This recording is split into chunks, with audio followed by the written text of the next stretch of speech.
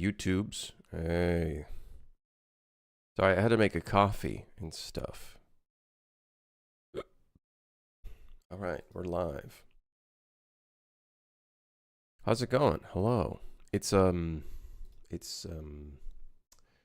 Wednesday. There's like a hair in my mouth or something. Yeah, how's it going? Sorry it took me so long. I had to make a coffee. I had to brush my teeth. I had to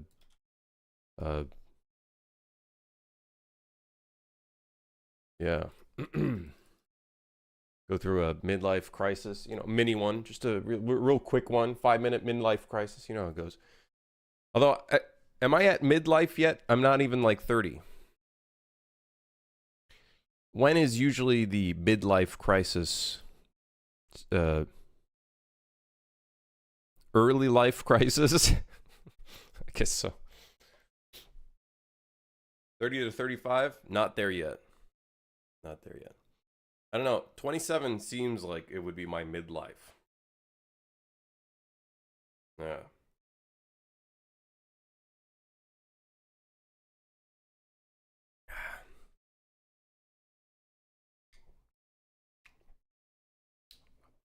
The hell did I put in my coffee? Anyways, yesterday we worked a little bit on the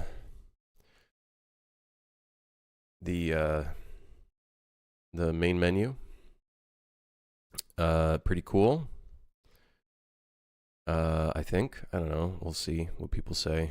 Probably gonna get like 17 negative reviews. Anyways, booyah! It's looking pretty cool. Today, I want to let's quickly get the extra stats screen, kind of at least getting some of the shit in here, and then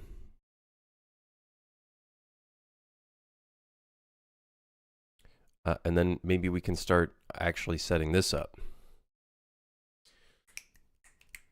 Yeah, set this up. Set this shit up so it actually works. And then get the save state actually saving this and stuff. You know what I mean? Yeah. Lots to do. Lots to do. Where's this? Score system changes. What else do we have in here? Animated, blah, blah, blah. Need to play. Yeah. Overall in-game score system. Platinum timer. Okay. We have a lot of work to do. Oh, God. All right. I guess I'll do it. Guess I'll just do it. All right. What else do we need in that widget? Chapter. Uh-huh. Yeah. Select chapter when it was updated to fix. What the fuck did that just say? What the hell did that just say?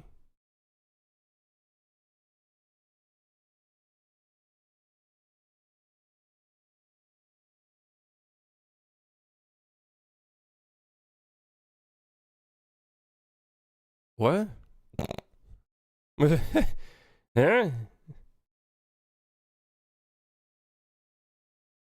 There's no log for it. Whatever it just said there. All right. I'm concerned. It said something like attempting fix, update fix, or some shit. What the hell was that? What's wrong with it? Is it because, you know what it is? It's probably because we updated the struct for the save file thing, and I'm guessing that's probably what is what it's screaming about. Probably, if I were to guess. Okay, so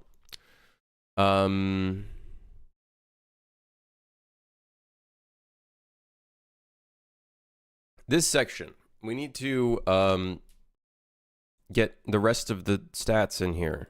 What are the other stats? Well, menu chapter struct. All right. Personal record, time, Personal record score. PR diff. Let's do highest difficulty. Or best difficulty. Let's do best difficulty. Sure. For now, we'll write veteran in here just so we know what it is. PR diff. These are all the best run stuff. We don't care about that. Challenges completed. I guess we could have a thing in here that shows if you completed all the challenges.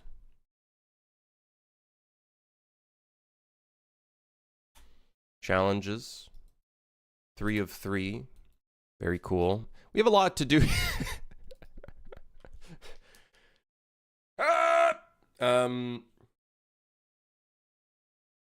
As fucking lots of shit we're gonna have to update in here.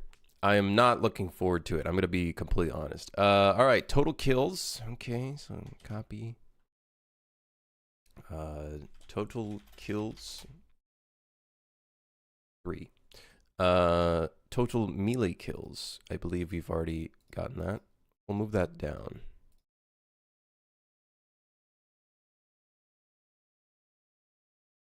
Okay. Total melee kills. Total deaths. All right, here we go. Total deaths.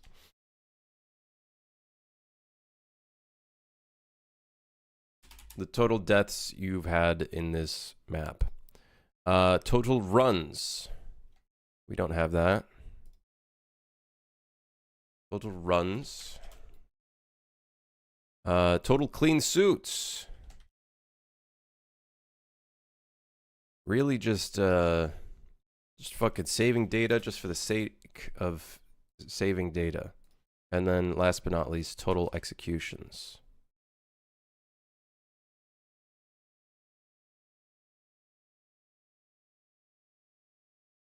Okay. Now obviously it's not going to be formatted like this. Okay, all right. We're going to obviously, you know, fucking change it up and shit. All right. Don't you worry. I don't know how we're going to make it look though. Like what are we going to do? Like a split?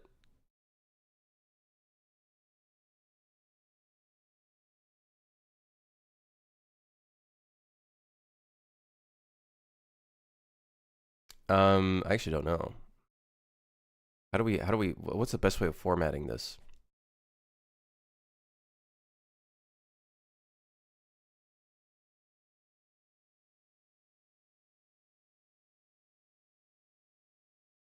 I'm starting to think that we actually can keep the best run stuff at the bottom here.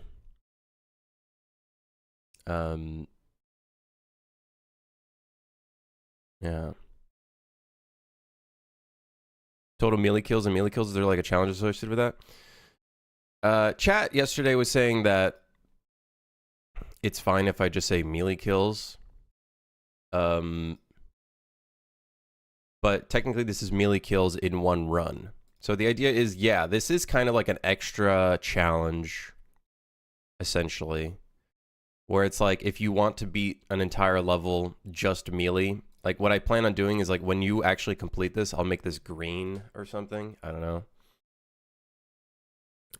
And then total melee kills is just your total kills in general in there.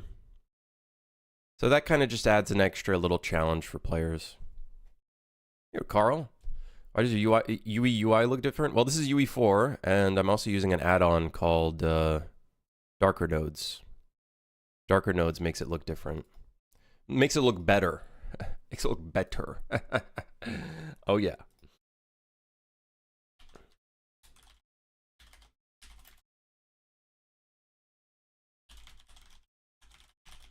So how many little stats do we have here? 1, 2, 3, 4, 5, 6, 7, 8, 9, 10, 11. Great. We have an odd number. That's fucking fantastic. That's exactly what I wanted.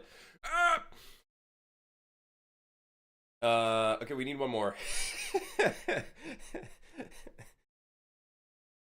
We need one more.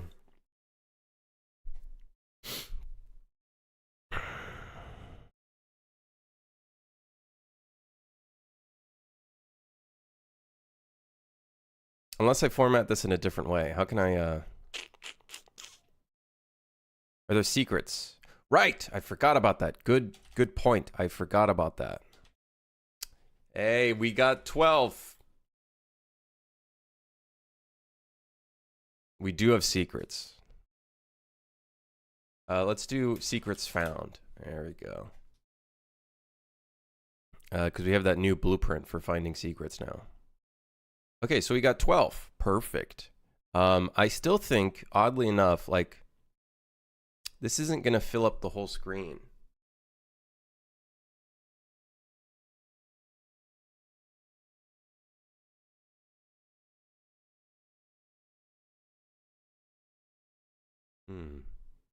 Yeah. Replace all of these with vertical. Yeah. Yes, I'm seeing it. I'm piecing it together. Piecing it together. It's 3. 3. It's a box. It's put the wingdings together. Oh my god, yes. Yeah, looks at phone. Yes, I got it. Yes. Can I not? Oh, you motherfucker. Can I not replace these in bulk? Nerp. Here's what I'm thinking of doing. We replace these with vertical boxes instead. All right, can you stop like moving the fucking thing, please? Even cheating in UI design. My whole game dev career is just cheating, okay? We make all of these vertical boxes. You see what I'm cooking. I'm cooking. Uh-oh. I'm about to not be able to see the ones at the bottom. Don't worry, we have a size box. Okay, so now I can fix these up.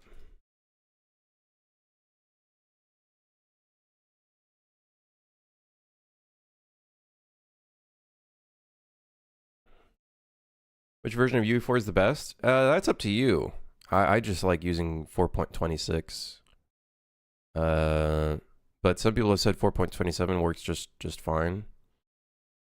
So up to you, really.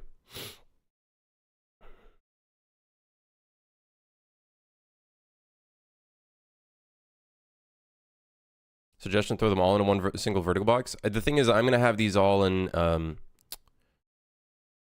categories. So I think it's possible that we do end up throwing them all into one vertical box. As we work away on this. But ideally what we want to do is we want to separate this into, I think, two aisles. 2 aisles. Geo. I actually don't know what I'm going to make this look like. Maybe I should have like a little reference here. Video game UI stat screen. No, not what I'm looking for. No, not interested. No.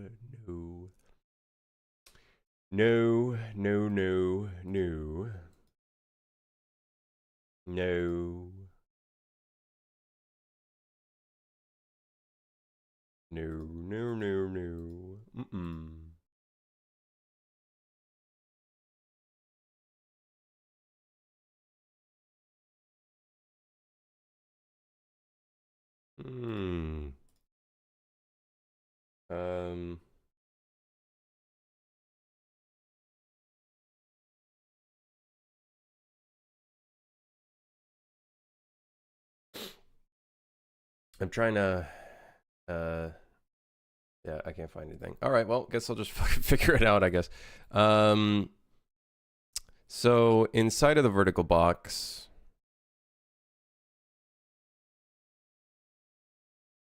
maybe we wrap this with a, oh, but if I wrap it with a horizontal box, then I need to wrap this with multiple vertical, oh God. Yeah, we're gonna have to optimize this a little bit, I think. This is chaos. Chaos. Chaos control. Yeah, it's gonna get pretty bad. We could in theory do 1, 2, 3. 1, 2, 3. But then that might look weird.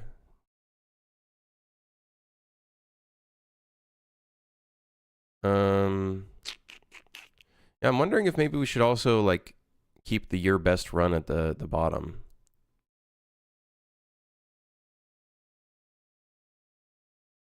Like just keep it on screen.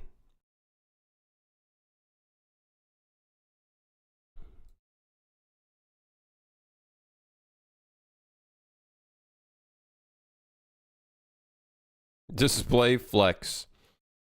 Man, I'm so glad I don't have to deal with web dev. Although at some point I am gonna have to update my website.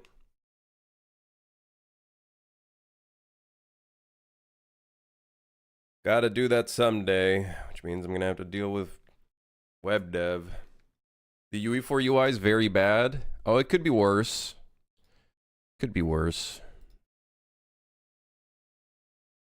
Yeah, either a wrap box or we do like a grid box. And the grid box basically would probably be more optimized. I don't use grid box enough. Let's do this. We'll do uniform grid panel, which honestly we should just replace with this with a uniform grid panel. All right. Okay. Help. All right. So,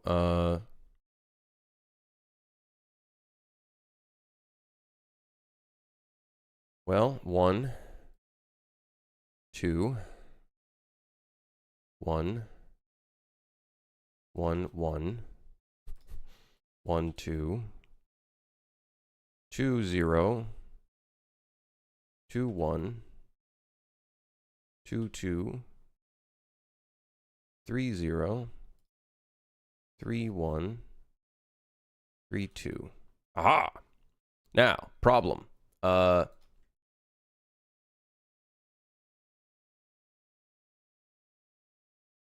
we go. That doesn't. It's fine. It looks fine. Yeah.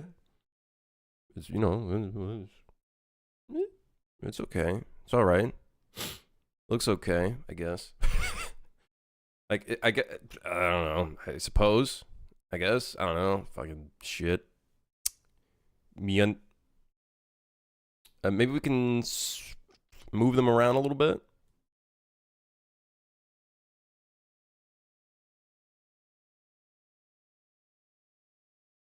Here, cat pack. Okay, here's an idea. Why did it expand all of them? Instead of top, we do middle. Yeah. Yeah. I think we can maybe move these around a little bit though. Oh, nice. It's got buttons. Very nice. So challenges. I think we can put secrets up here. And then the one below it. Well, I can't see it, so I guess we'll just, oh, there we go. Okay, so challenges, secrets, makes sense. And then I guess we could put the melee kills up there. Because that's technically a challenge as well. You know what I mean? Best clear time, best score, best difficulty, veteran.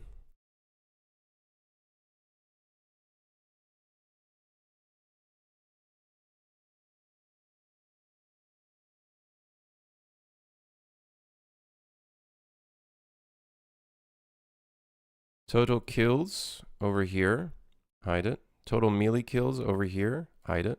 Total deaths, bottom right. Total executions, hide that one. Total runs, down at the bottom here. All right.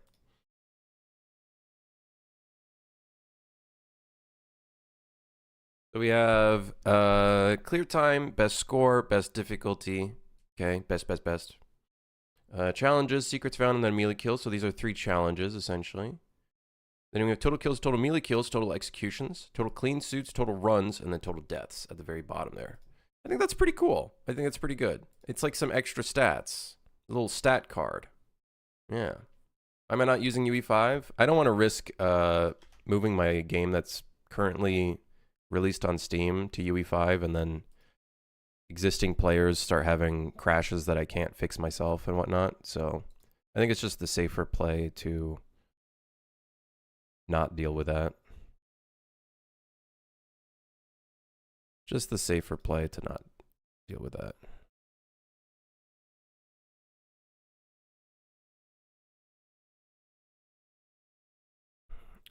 So now the next test I want to do is seeing what some color would look like in here, right? Because there is going to be color in here. So best difficulty veteran. I think because this one's going to have color and these two are not going to have color, I think it might be a good idea to put this one in the middle here.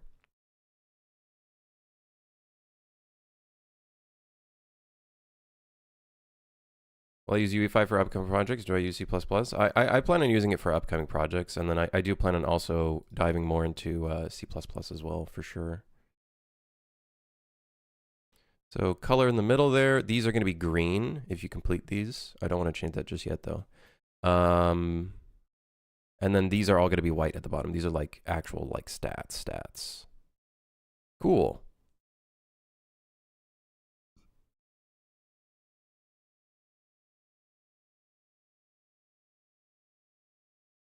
So here's one thing I don't like.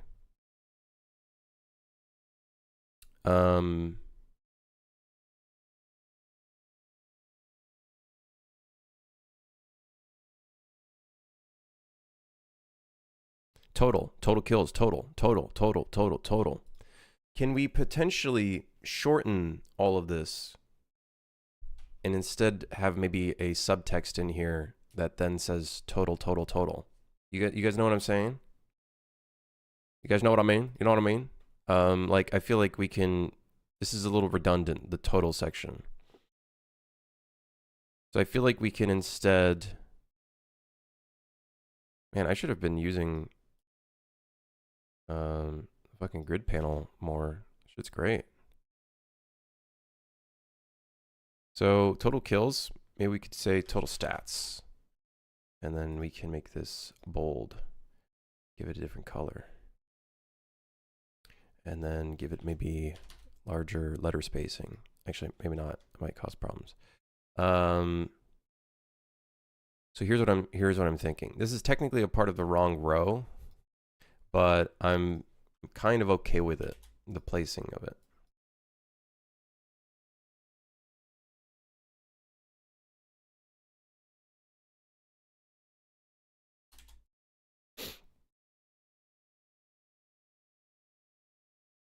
You know what I mean? So here's what I'm going to do. Row 4. And then this is going to be row 3.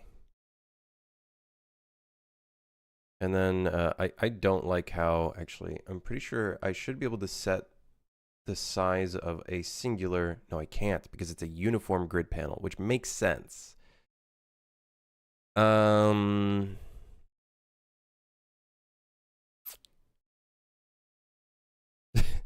Well, this kind of sucks.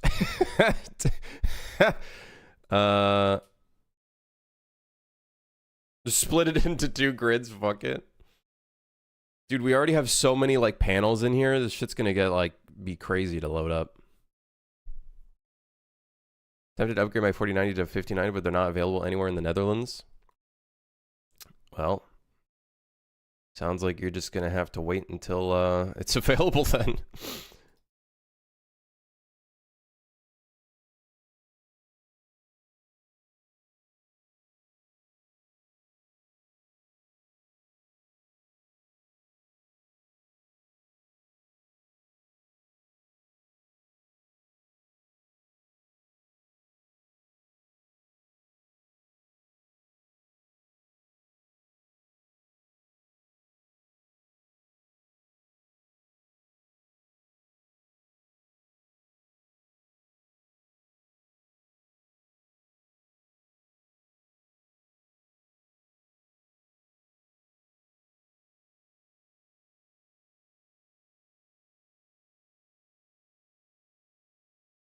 Yeah, you know what? Yeah, I'm okay with that. Yeah, that looks all right. You know, that looks all right, right? Main menu is going to be getting 30 FPS. Dude, Slate eats a lot. And I'm not very optimized with my stuff. I have not gone into invalidation boxes at all. I don't think any of this is invalidating, which means I think it's technically updating every frame. Unless there's something behind the scenes that's doing it, but I've not done any of that myself. Like, I don't know. Do I have to wrap things with an invalidation box? I don't know. I literally don't know. Never done that. Quite literally have never done that. Here's an idea as well. We can increase a bit of the font size of these to, like, let's try 18. Cool. Yeah, I think that's sweet. Fills in the space a bit more. Sure, I'm down for that.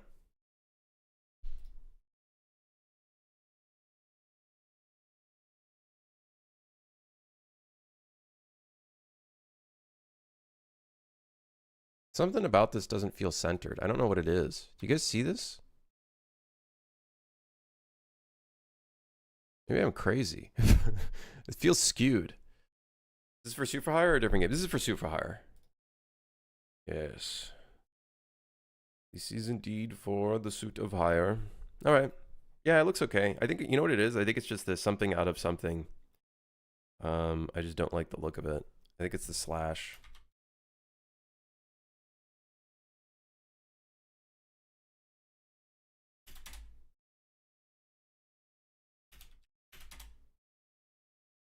Oh yeah, that looks so much better.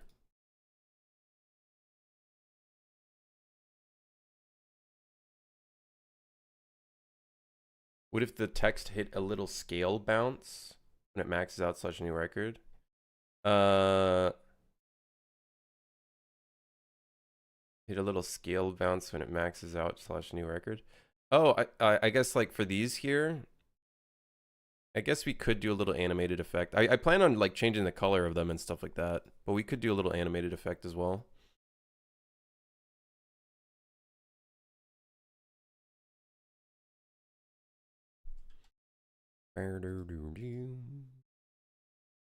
Is Suit a hitman? He's anything you want him to be. He's anything you want him to be.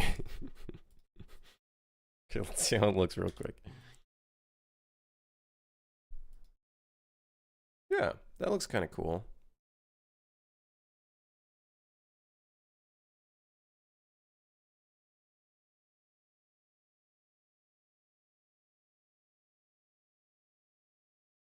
The total stats separation here still doesn't fully encompass what I'd want, but it's whatever, man, whatever. I think ideally I'd want this to be like a separate section.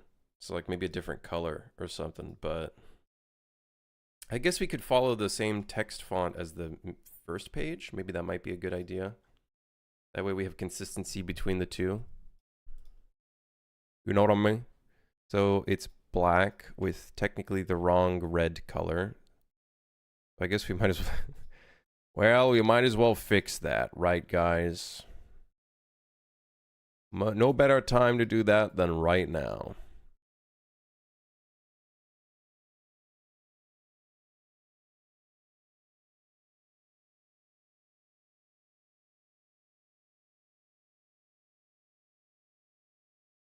Sick.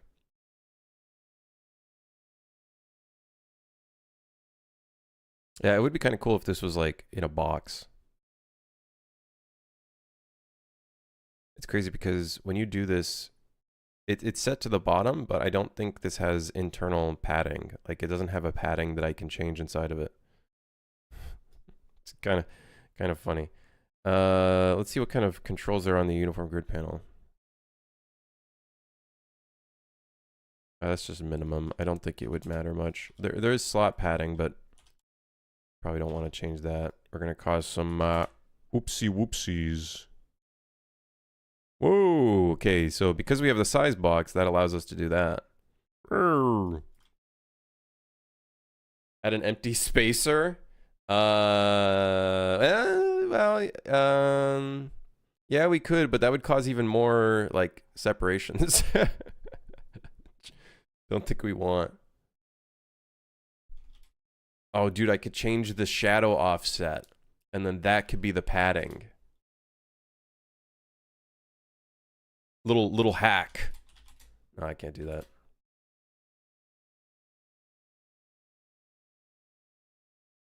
Common UI dropped a widget that nukes hitbox size. You can add flare with 0 performance tax.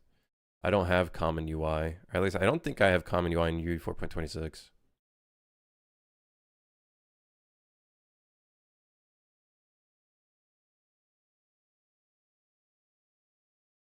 Add a line at the bottom and add spacer / empty text underneath the main one. Dude, I just... Let me see. If I do 3 and then bring it to the top, what does it look like? Oh, no, not good. Not good. Whatever. I'll stick with it. It's fine. It just feels a little weird, the spacing there. Yeah, it feels a little odd. Yeah. Anyways, whatever. That looks cool.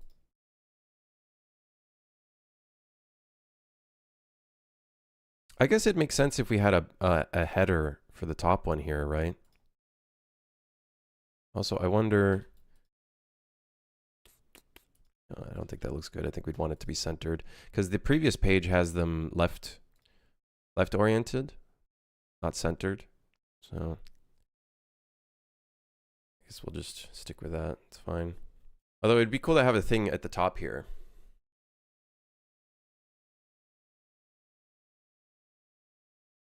Hey, Rast, how's it going?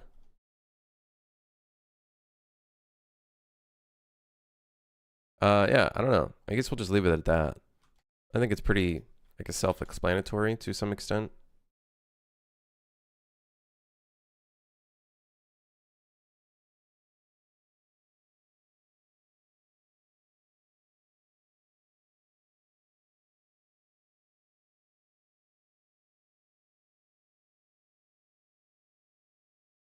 Yeah, it looks okay. Well, what will be cool, I guess, for players is being able to see all of these being green or, like, completed, I guess. And then the best run at the bottom here. That'll be, like, the 2 challenges that the player can try to go for. I don't know. Need help with a military crate? Oh, did you get that going, Rast? Did you figure it out a little bit? Or at least make any progress?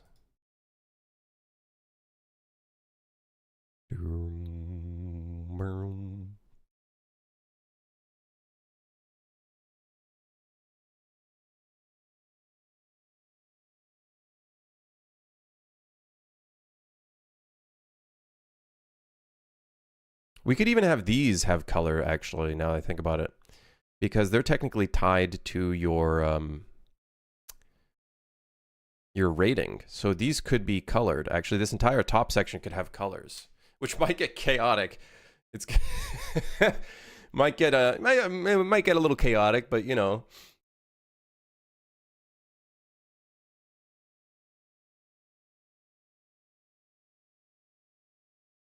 Yeah.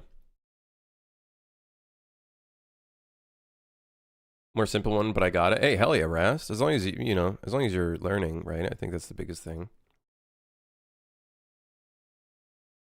Okay, cool. All right, so let's set this. Let's set the widget switcher back to default 0.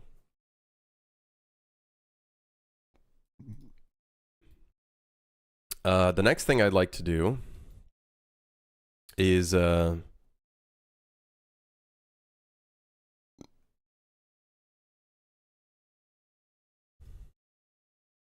need to make sure I know which thing is a variable and which thing is not a variable. Okay, so kills rating text block, then we're going to want to rename the other ones because we're going to need to start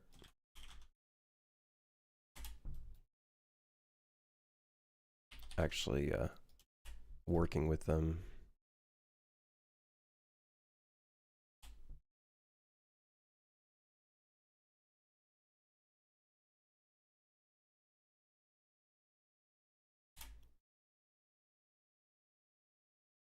Okay. How many variables do we have in here? You know what sucks too about widgets in I don't know if you could do this in UE5 now, but in UE4, I cannot put these in. Wait, never mind. Wait, I can put them in categories. Whoa! Wait, can I put them in a category? Wait, hold on. Sorry, I was fucking waffling. Kills rating. So this is best run. You can put this under the best run category. Oh my god, dude, we're so fucking. We're in. This is so good, dude. So then that way, it's easier for me to code all this stuff in without fucking scrambling for the variables, which I'm inevitably going to have to scramble for. Additionally, I should maybe turn these into buttons, unless a image can have a tooltip. It can have a tooltip. Okay, so I might be able to do that. Here's the problem, though. Tooltips do not work on controller.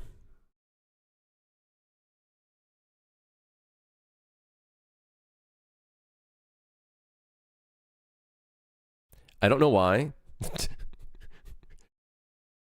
I don't know why.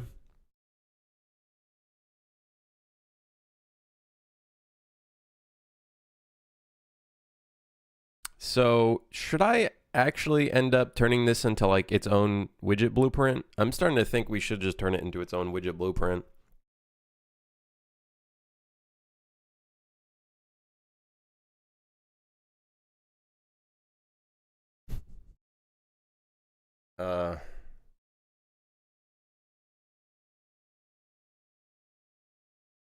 I'm starting to think we should turn it into its own widget blueprint.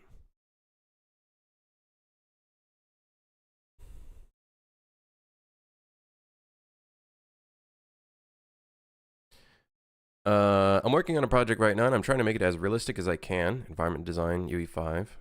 So what do you think makes an environment realistic?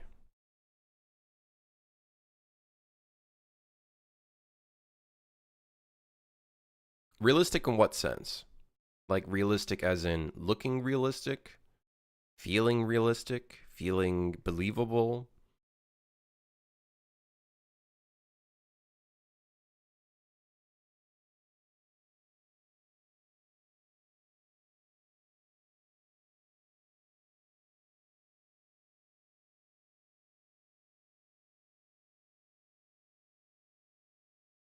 A lot of copy pasting. Yeah, I'm starting to think like we should turn this entire vertical box into a separate widget blueprint, so then that way we can do the tooltip stuff on it, because it's gonna fucking suck. It's gonna fucking suck, man. Before I start doing work on it.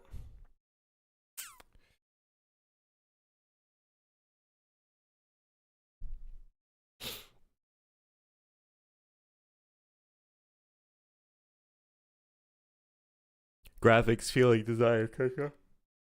For me personally, something that feels realistic is actually not even the graphical fidelity. I think it's more so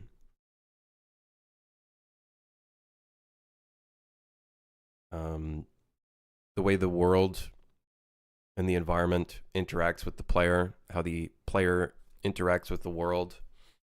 Not everything just being static objects or props. I think to me that's what makes more realistic than, oh, it just looks really fucking realistic. But in my opinion, when something looks realistic, I think it just looks noisy, at least in games. Because I don't think we're there yet, personally. I mean, I think it's more so interactability, the player being immersed in that space. It's like, I bet you a lot of players would say Half-Life felt realistic, even though the art style was not realistic, not very much, not really realistic in my opinion.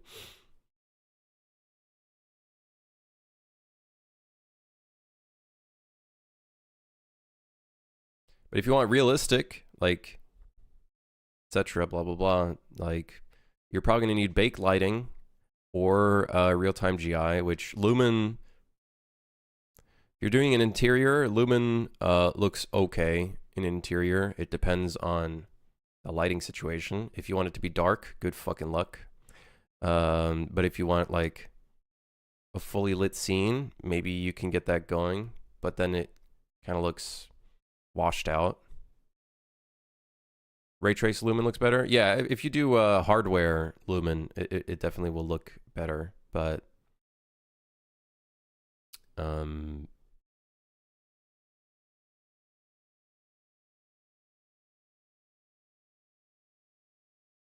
don't know. I don't really think about that stuff. I'm not an environment artist that tries to make things look realistic. So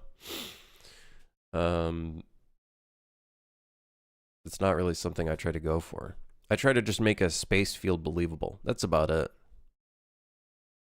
My graphics don't look very good at all in my fucking game. So does UE take care of memory management like object pooling or level change? It takes care of some stuff with garbage collection and whatnot, but you as a dev have to take care of the other stuff. Like if you're doing object pooling, you're probably gonna have to do that yourself. You'll just have to implement that. Like if you're talking like bullets and stuff like that, then yeah, you'd have to do it yourself. Level changing, they've been, I guess world partition is a system that's trying to automate it for like larger worlds, but you're still probably gonna have to do a lot of manual work. Although path tracing, oh yeah, path tracing.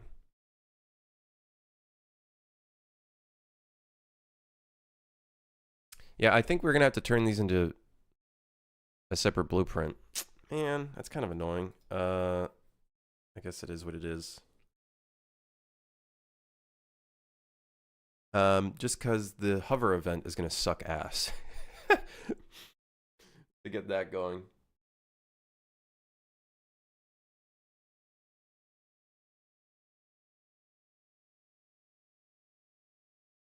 Plus, maybe that'll be better for us because we have to deal we just deal with less variables.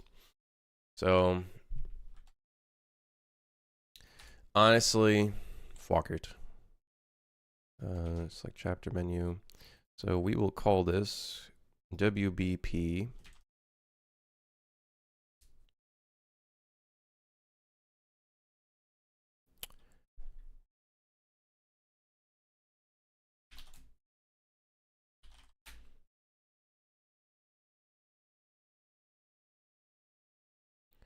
And then we can bring the vertical box into the canvas panel.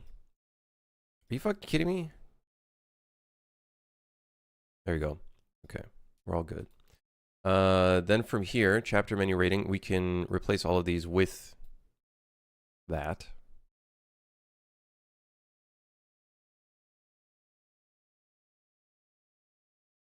Maybe I should have kept those.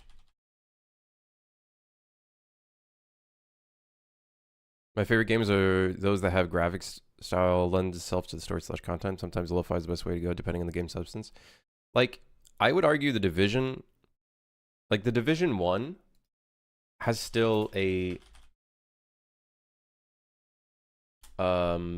stylized touch to it. And I would say that's like probably one of, in my opinion, one of the most pretty games that still holds up to this day, I would say. Like, it's such a fucking pretty game. Dude, why is Behance so shit now? Yeah, I would say, like, the Division still looks so fucking good, dude. Looks so good, man. But I would argue it has a stylized touch to it, even though it is following PBR and stuff like that. Obligatory mention of Black Frost. Yeah, Black Frost also fucking really pretty, but that game isn't out yet, so the Division looks really fucking pretty, man. Do I work for Epic Games? No, I don't. Nope. It's like slightly getting dated, but I would argue like it still looks really, really pretty. I think one of the things that I guess makes it look dated is there's a slight bit of missing ambient occlusion, I think, is the biggest thing that I'm noticing. Bit of like lighting is such a massive fucking thing. Like lighting is so huge.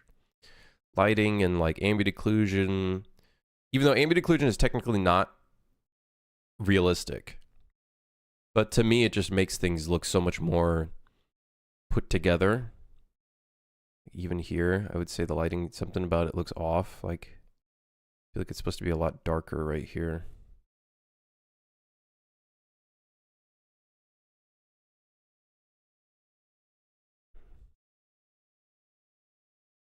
Yeah, it's cool as fuck, man. But it has like a stylized, I don't know, it has a stylized touch to it. How many times do you have to wear your Epic shirt as per the Epic Mega Grant agreement? It's just a comfy shirt, man. I don't know what to say. It's just a comfortable shirt. Just a comfy shirt, man. What do you want from me?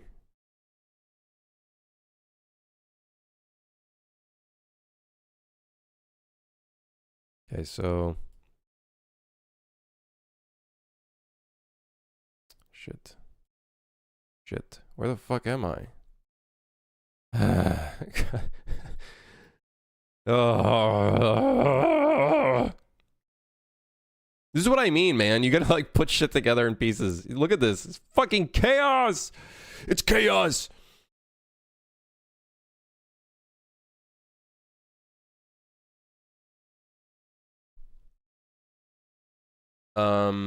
Title text block. I'm just gonna do TB. Title TB.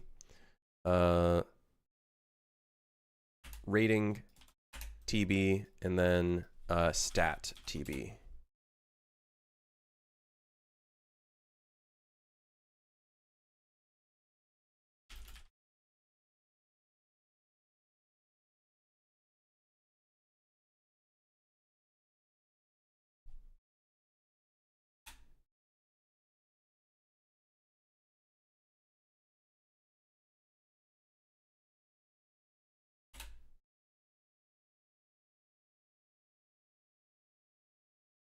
Can I duplicate this and will it stay? Yes.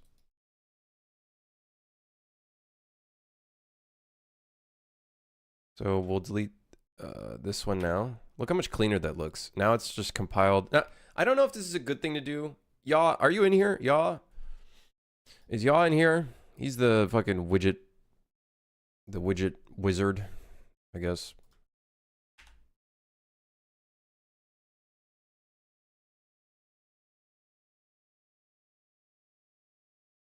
Yeah, what's the like performance impact of instead of putting everything raw in a scene versus creating its own widget blueprint? What's the performance impact? I guess this starts ticking on its own, even though I could just turn off tick on this widget. Which I don't even know if this ticks. Does this even tick actually? Does this have a tick? I don't think it does. I don't know what the performance difference would be from doing this, but I know from a cleanliness standpoint, this is way fucking better than having to deal with all of this fucking hierarchy.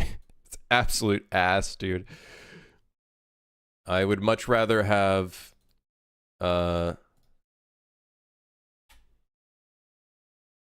separate widgets.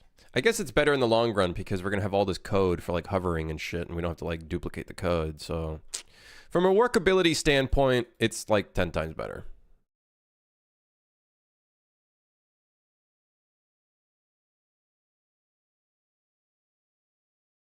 What I'm doing is organization, yeah. But I have no clue what kind of impact it has on Slate and whatnot, so. I don't know. Could be doing this shit wrong. Who knows? Wait, hold on.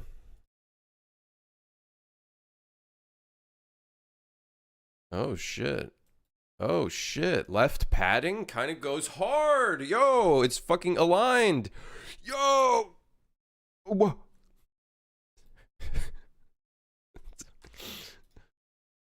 Do I like that? I actually don't know if I like that.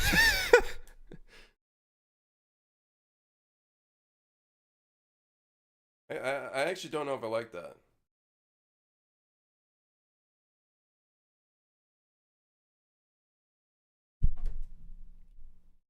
Wait.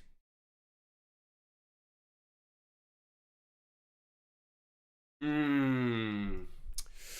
No, no, no, no. This isn't right. This isn't right. No, no, no, no, no, no, no. That's not right. It's not right. It's not right. We can't do that. No, no, no, no. The padding is all different. No, no, no. Can't do that. Can't do that. Unless we turn this into a grid. Which, and maybe we should. Oh, God. Try to use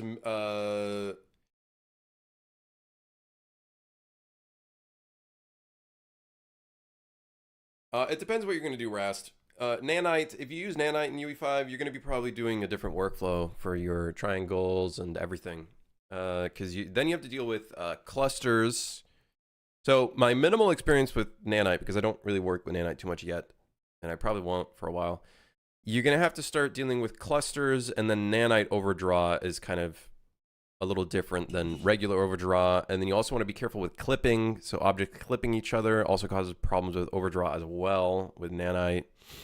So you're kind of dealing with like a similar workflow, but also different steps of optimizing the scene. You want enough triangles for it to understand, to create its own cluster, I think was what I remember seeing. If you have like a low poly mesh that's more for like regular rendering, might not work as well in Nanite because it won't cluster itself properly. So those are some stuff to think about. I didn't learn how to make quads for 15 years to have Nanite fuck it all up. Thank you.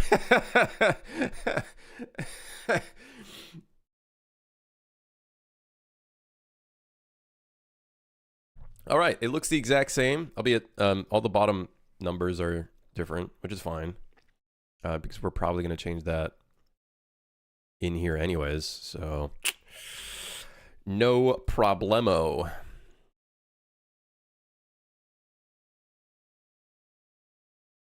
You need enough triangles for the odd to work, but not too much to hamper computation.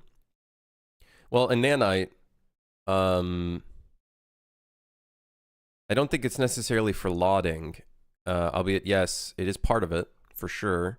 But I think actually it's more for, it's to help with Nanite's occlusion system, from what I remember seeing. Like, let me find the video where someone did something with like a crate. Let's see, Nanite UE5, great, I'm gonna probably see John Nanite, of course I did. I wanna die. Someone shoot me in the face, please. No, I'm looking for this one. There we go. So he showed this scene off, which I think is a pretty good, has some pretty good like rules to kind of try to follow. So this is like regular low poly kind of mesh, but because of how it's structured, all the clusters are like not very good. Nana is evil. If you use it, you're just supporting Big Triangle. So it shows the overdraw. You can see like the thing in the back is like overdrawn and whatnot. Whereas this version, which you just did like a really simple fucking like thing, this like changes the cluster. So you can see this is starting to like, it's starting to occlude what's behind it because now it has more like, I guess, data to work off of. I don't fucking know. You can see it's starting to occlude it, which then does a better job for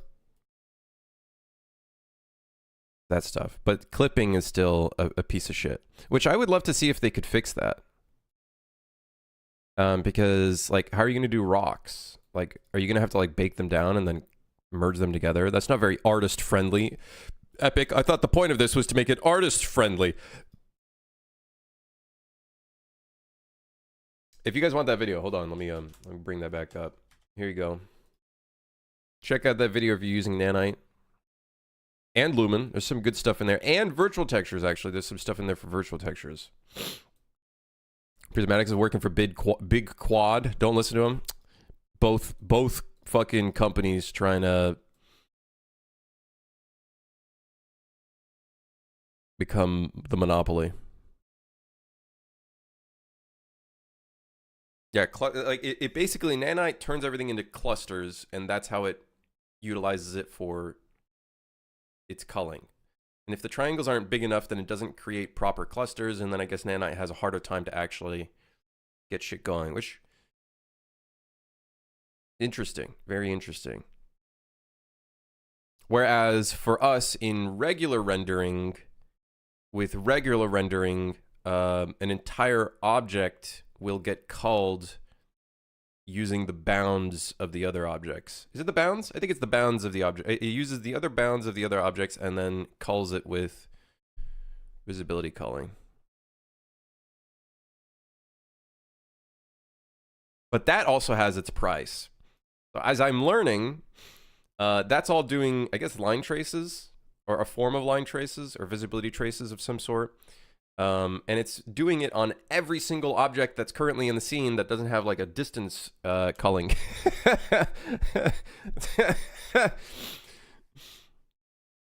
So that has its own price as well. And the more objects in the scene, the more work that I think that's your CPU, or probably your, I imagine maybe you know what it is? Actually, in UE4, it's the CPU that does those occlusion checks. In UE5, the default settings, it's the GPU that does it, which is why it's 1 frame behind and fucked.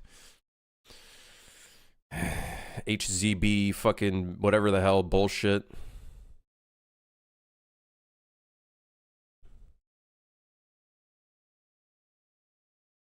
We love GPU culling. Yeah, I love everything being 1 frame behind.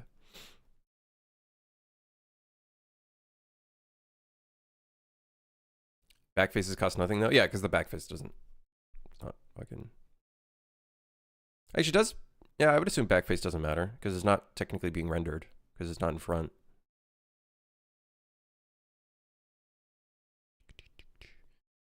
Nanite essentially takes geometry of the textures and bakes the normals, even vertex normals, into big fat meshes and textures, so you can have a billion triangle.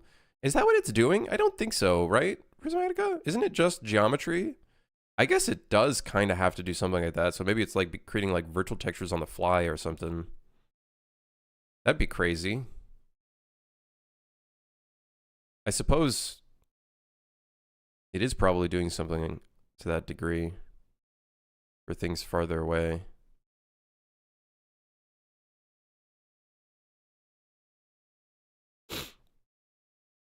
Listen, man, I don't know anything about that fucking tech. Shit's crazy. That shit crazy. That shit's crazy.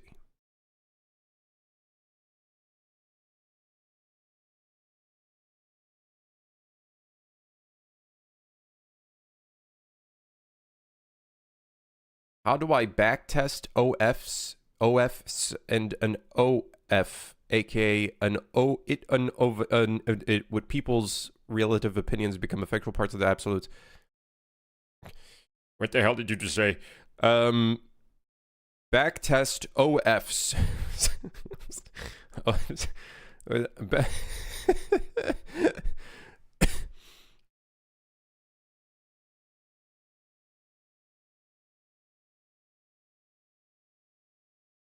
They can reduce the draw calls a ton, but still not enough to offset the cost at the moment. It's still crazy. It's still crazy.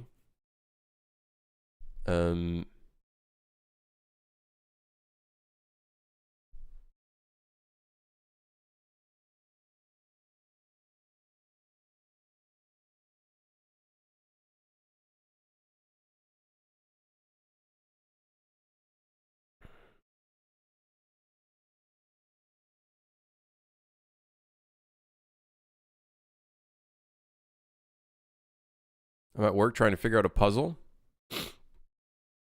Are you using the Twitch chat as your notepad?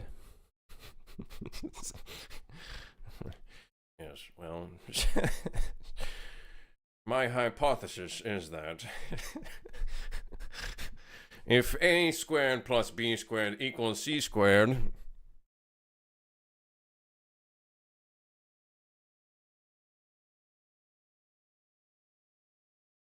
Yeah,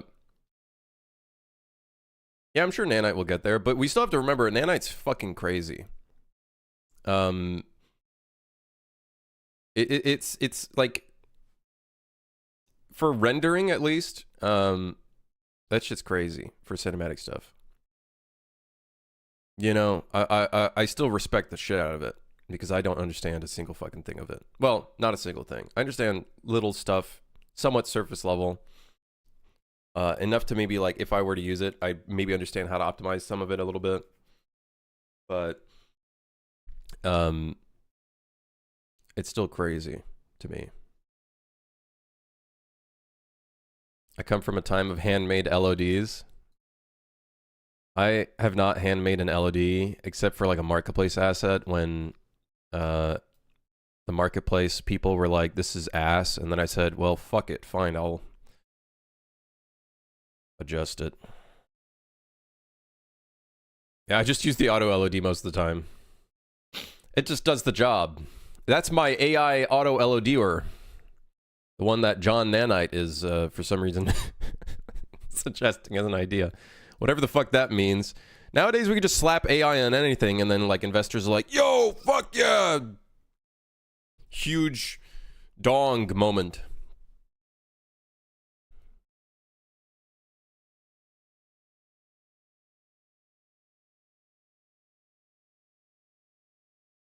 Anyways, Vecula, let's try to keep it on subject. I understand. You could use the Discord if you want. It's just, you know, trying to, yeah. Can I have an AI retopologizer that I can work to death? I know, right? Why don't we have that?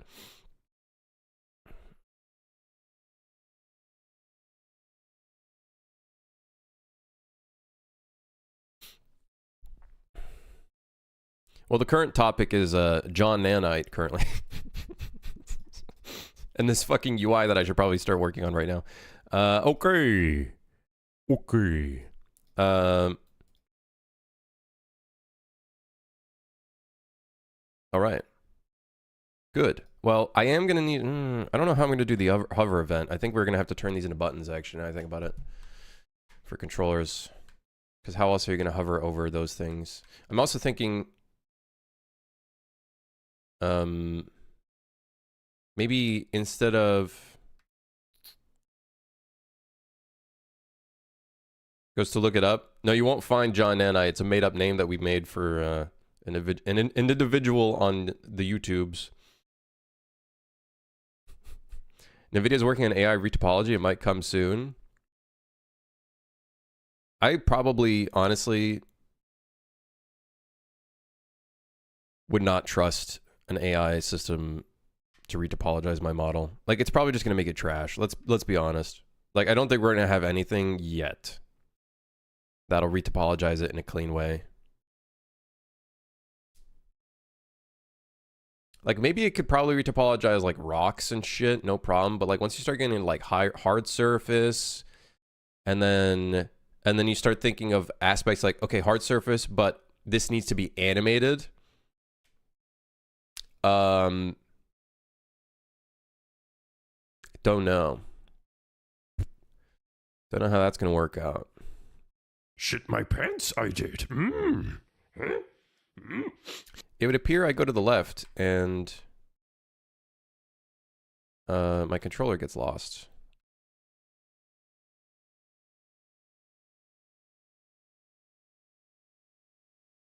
Weird.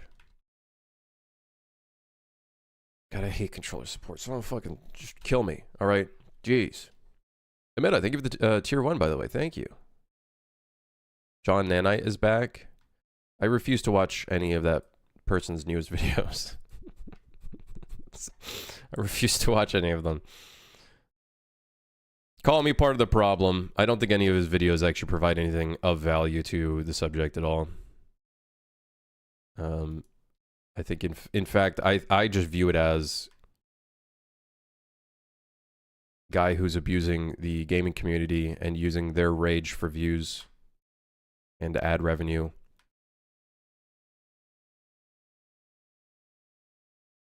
That's personally how I see it. I don't see it as them trying to actually them trying to actually push rendering in a positive direction. I think it's more so fucking destructive than anything. Cool. All right. We're making some good steps forward, eh? All right, let's he's selling merch for some reason? Yeah. I saw that.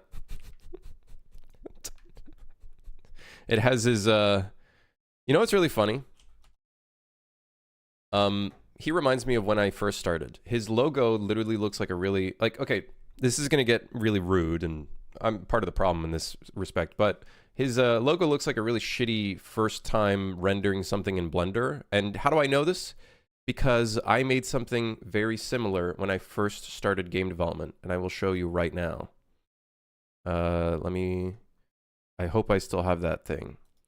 It quite literally just looks like the first time ever using Blender and trying to make something with it. Let me pull it up.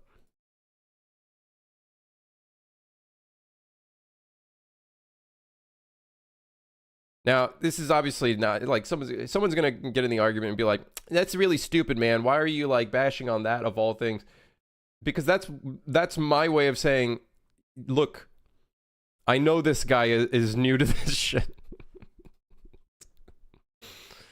I watched the presentation of Fox Center from GDC 2013. Has some amazing stuff. Fox miles ahead. I don't even know what that is. Look at this shit. Powered by Unity. So it reminds me so much because if you look at his logo, it's just like really basic colors on like a really shitty Blender render. It just reminded me so much of when I first started fucking messing around with game development. This was 11 years ago. I tried out Unity for the first time. I did not know what the hell I was doing at all. But it's just so funny because when you look at his logo, which by the way, the reason why I'm bringing this up is because his merch is just his logo.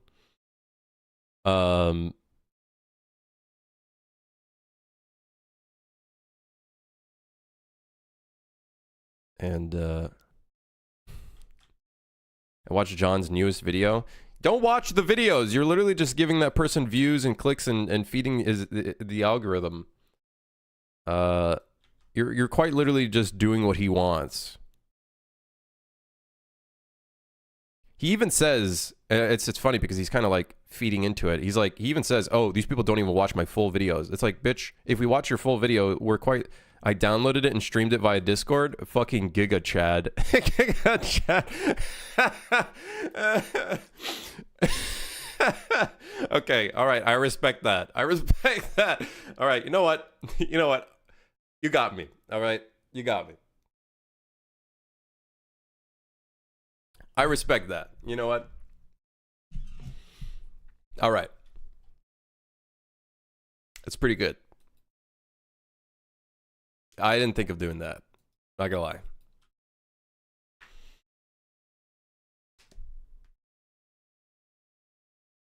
I hope downloading it doesn't give him the view. Well, it doesn't give him the watch time at the very least. Doesn't give him the watch time, that's for sure.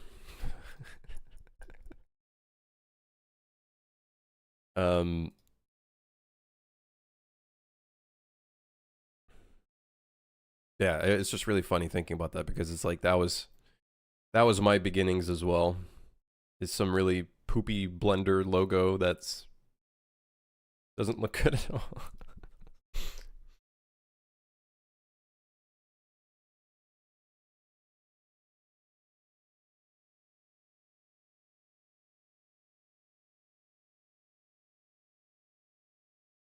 Yeah.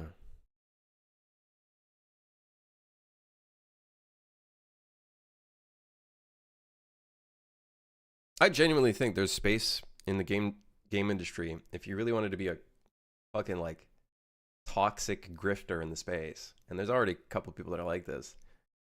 You could just do what I did with the zombie parody video and just do that but for like different bullshit.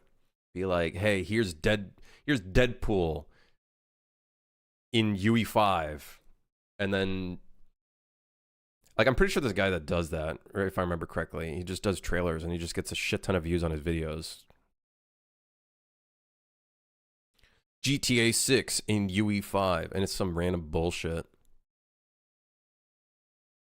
Do you want to be the YouTuber that's John Nanite's enemy? No, I don't care. I've already gone into like multiple arguments with people that are on John Nanite's side, and it's all emotional. I'm going to be honest. It's all based on emotion.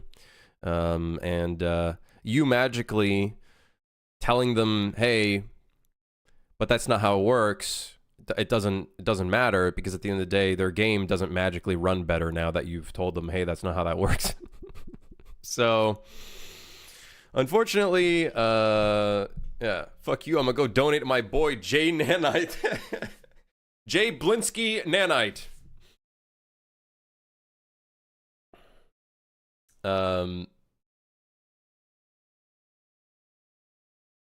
Yeah.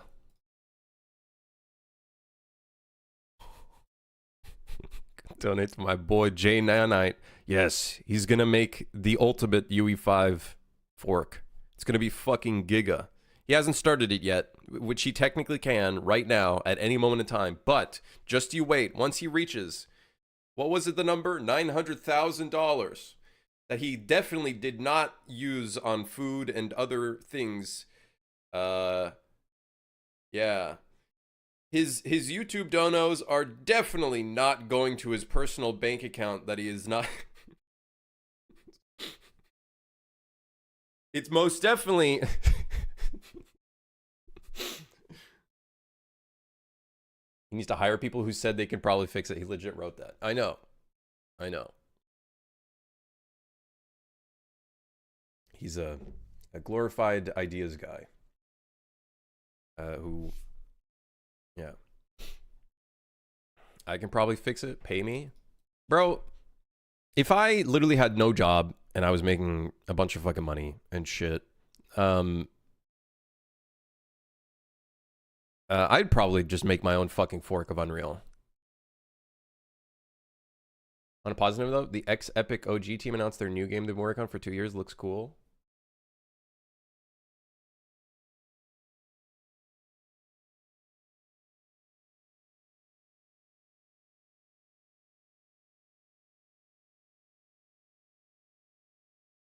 Multiplayer action adventure survival / crafting game that's got a Zelda-like art style. I'm gonna assume they are trying to. Oh, 100, dude. That is quite literally. That legit looks like Zelda, actually, Breath of the Wild style. It seems like they are trying to compete a little bit with. What's that Pokemon survival game that's currently in a lawsuit with Nintendo? It feels a little bit like Valheim, Palworld, and not Valheim actually. There's a different game that came out. Survival crafting. I don't remember the name. Enshrouded. It feels a bit like Enshrouded as well. Yeah, that's the one, Enshrouded, yeah. It kind of has that vibe. That's what it seems like they're going for. And they got a shop? What the fuck is this game? This game is everything. It's the everything game. The everything but nothing game. That the item popping out reminded me so much of Dungeon Defenders for some fucking reason.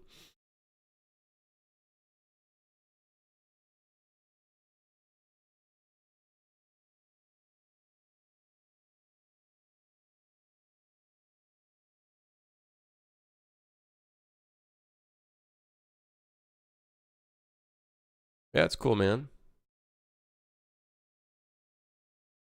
Powerful physics-based combat system? Physics-based, huh? They just say in anything these days. They just fucking throw words around. Physics-based combat system. It's a physics-based combat. It's a science-based dragon simulator.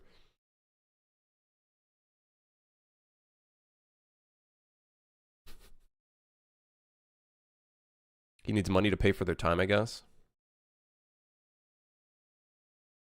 Some insiders said they can fix it, maybe. Yeah, well, so did those fucking assholes who started the fork for Rideau, and then they did literally fucking nothing. So yeah, yeah, I too can fix anything.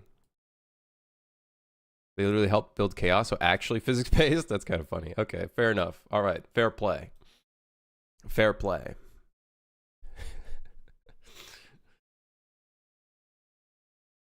Hey, at least Rideau started the fork, though. Hey, respect to them. At least they started the fork.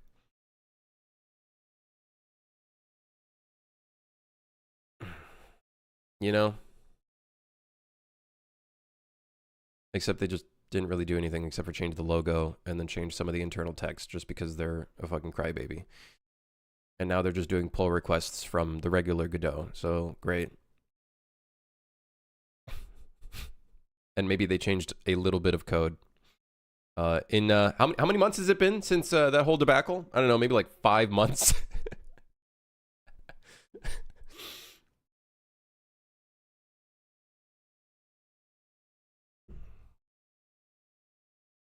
I'm all for starting an Unreal fork like that goes. Hey, I'm down for an Unreal fork that implements PhysX, but I think the thing is PhysX probably costs you a license, so we can't do that. That's the entire reason why chaos has become a thing is because they wanted to step away from the whole, I guess, like there was licensing issues and it cost too much and whatnot. Isn't PhysX open source now? I don't know. Actually, wait. No, it wasn't PhysX. Yes, it is PhysX. I think UE4 is PhysX, isn't it? I'm pretty sure. Yeah, I remember there was a licensing thing, which is why they kind of wanted to do their own proprietary thing. But I know one developer that actually re-implemented PhysX 5 or whatever the hell the number is, the latest version, in their game. They just like swapped everything out with PhysX and UE5, which is kind of cool. It's like a Lego type game. I forgot the name of it.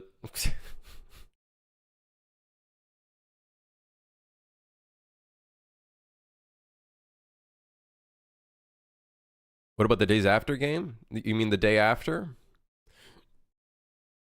It was never a game. It was never a game. It was a social experiment.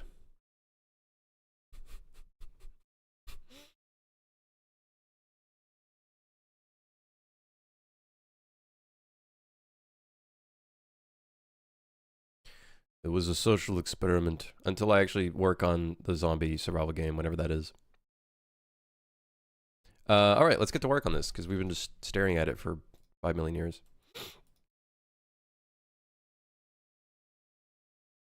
I thought asynchronous tick was in like 5. I think it's in 5.4. I'm pretty sure it's in 5.4 as well. Pretty sure if I remember correctly. I have a feeling that was a 5.3 thing. Like that was the thing that they implemented in 5.3. It's still experimental. Oh, okay.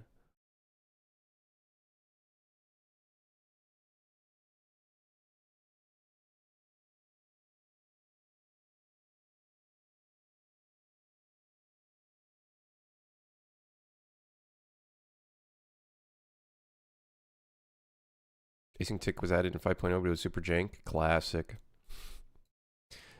Classic.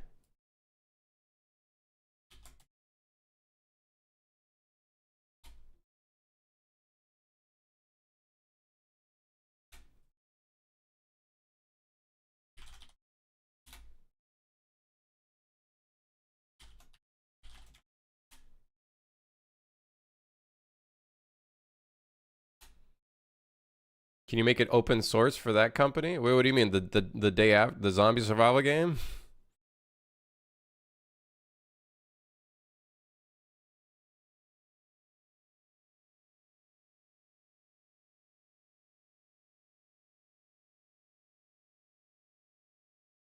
Yeah. I don't know. You got a few $1 million so I can buy a house before I do that, and maybe pay off my parents' debt, and maybe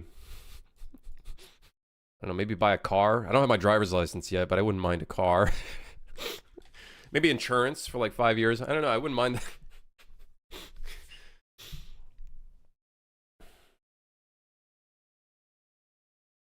I got 15 euros. All right. Yeah, I'm sold. I'm down. Yeah.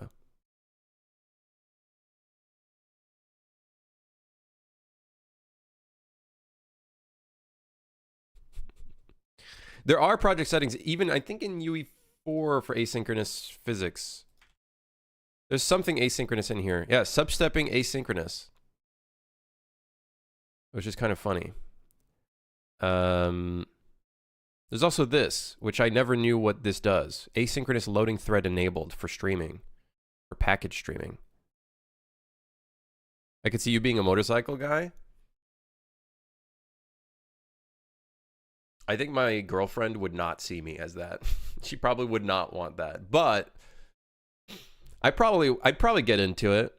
It's just in Canada, probably would fucking suck, because like you'd only like be able to use it for like half of the year. I don't know what this stuff is. Asynchronous loading, use full time limit on the IO. That's to reduce stutter when loading sublevels. Is this worth enabling, or does this have any potential issues in UE4?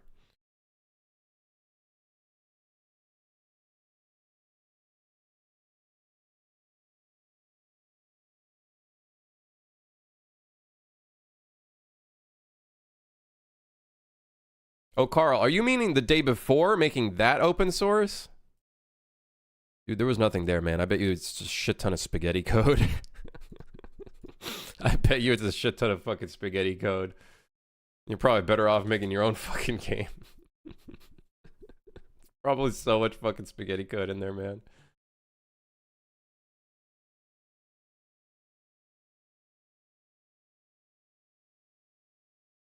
I want the assets of the day before. I'm actually of the opinion that I think the art for the day before actually didn't look half bad. Like, I actually think it looked pretty good. I think it just needed better creative direction, because it just didn't feel like a post-apocalyptic area, but it didn't look bad. Like, it actually, like, genuinely didn't look too half bad. I think it just needed more post-apocalyptic vibe to it. You know what I mean? Like, trash bags is not enough to make it fucking post-apocalyptic. Like, it genuinely did not look too bad. Like, it really didn't. I love how there was some YouTubers that were really just bashing the use of like assets and everything and stuff like that. And yeah, they use assets, but I think they actually mixed in quite a bit of their own stuff as well in these scenes. Which I think honestly, it didn't look like it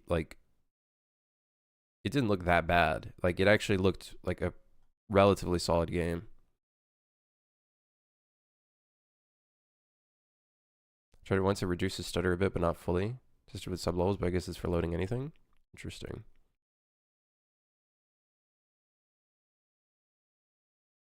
Did I work on Unity? No. No.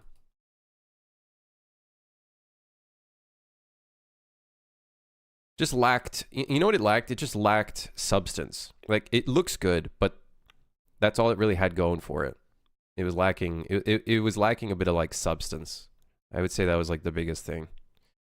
I think, in my opinion, I don't think it was the artists at all. I think the artists were doing their best.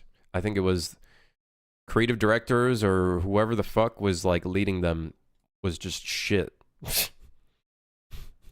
Like, I feel like they actually had some pretty good artists on their team.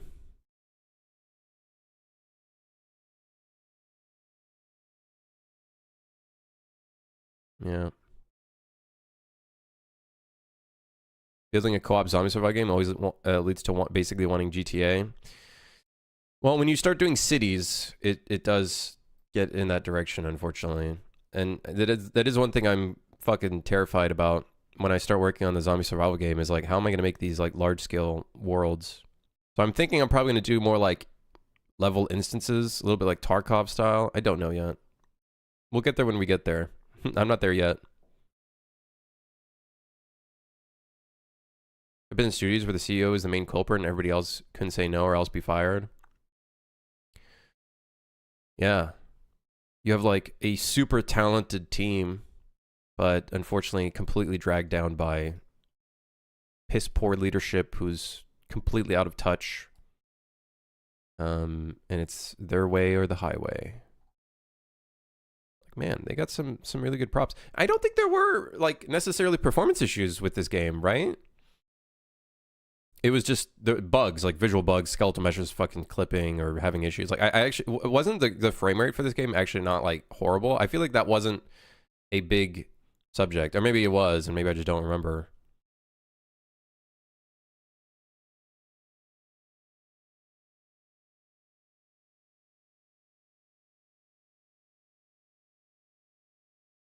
It just lacks depth. I think that's the main problem. It just feels flat, which maybe that's why it ran well, because they actually reduced maybe some of the set dressing and stuff like that.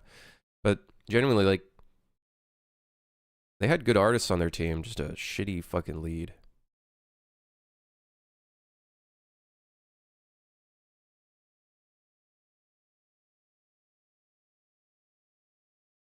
Game like this would be CPU bound, I feel. I remember that was one of the problems initially when the game released and was, a fucking dumpster fire. But there was like no zombies because I think it was just super fucking laggy, and they did not plan their zombies accordingly. Probably because they weren't given enough time to focus on that, which is really fucking funny to think about. Oh man. That's why I'm trying to think, like, in my head, is there ways I can maybe work around replication in Unreal and make, like, some of the enemies local? Because I am certain friend groups are going to play my game in the future, whenever the fuck that is. Just making shit up, where you have, like, a bunch of friends that go off in their own relevancy zone. There has to be a way to make enemy AI local-based rather than all on the server. Then that way you could have more enemies in a server instance. You know what I mean?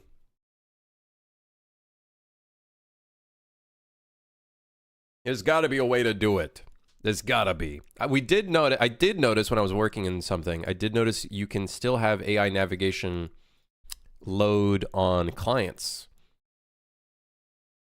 So there has to be a way of doing that locally. And then the only thing that would be replicated would be when you kill an enemy. And then, like, that would be there, and everyone would see that when they pass by. Or if someone gets into relevancy, maybe we, like, load that enemy on server, and that way it's, like, replicated. Sounds hard. It does sound hard, but it is, like, it is something that I'd love to kind of look into. I am going to have to learn how to make enemies not use the character movement component, though. That's going to be very interesting.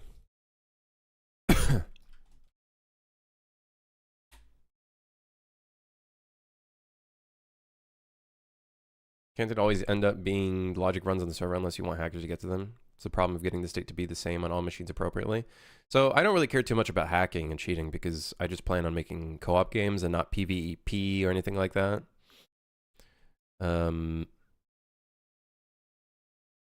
So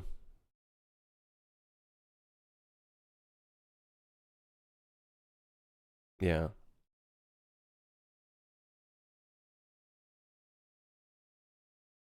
Can't I just say how disappointed in the GDC audio pack for 2024, the least diverse pack I downloaded? Honestly, dude, I think in my entire history of doing game development, those GDC audio packs, I maybe found like 5 sounds out of the thousands of fucking gigabytes of bullshit that actually were useful. It's just, yeah, they're just not very good. I'm sorry, they're just not like great at all. Like, some are useful, but I find way more use out of Boom Library than anything, so... Oh, but Crimson Boom Library is really expensive. Well, bitch, spend money to make money, I guess.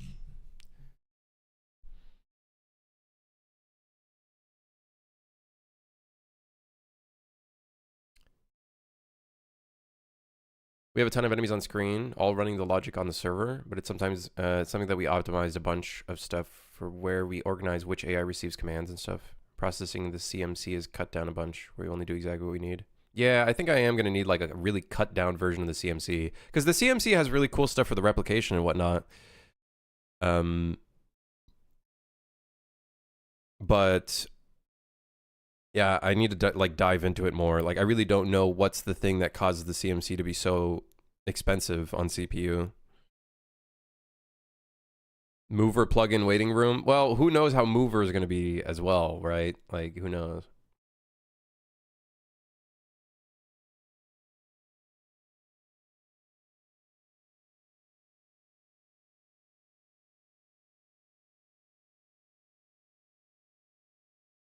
I feel like you have to make a game where animation particle system, etc. is on Blueprint, internal things on C++. Well, C++ is not the answer to everything. It's a very... It depends on what you're doing at the end of the day. Like, it really just depends on what you're doing.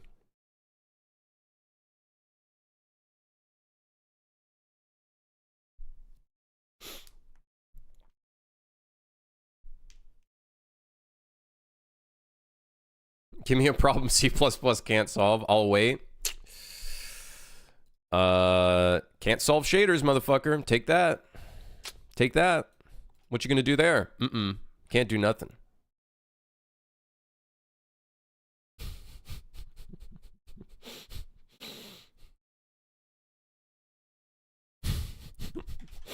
Can't do shaders. Now what? Now what are you gonna say? Well, that's HLSL or whatever the fuck. Well, it ain't C++.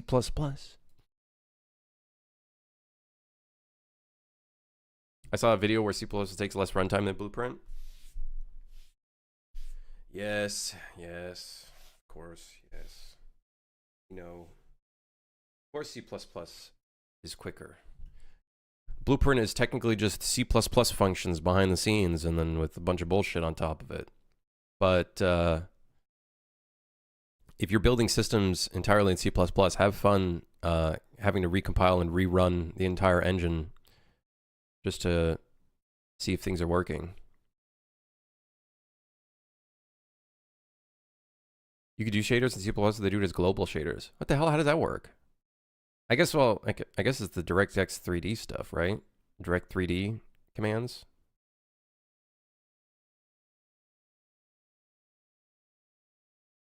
Rename the pointer, write your own shader system in C++, you're welcome. Huh? Huh? Compiling thing is frustrating. There's just the best answer is both. Almost all the time. If something doesn't run well on Blueprint, well, guess what? At least you made the system in Blueprint. Now you just have to convert it into C++ and then fix up some of the stuff and then probably find different methods within the C++.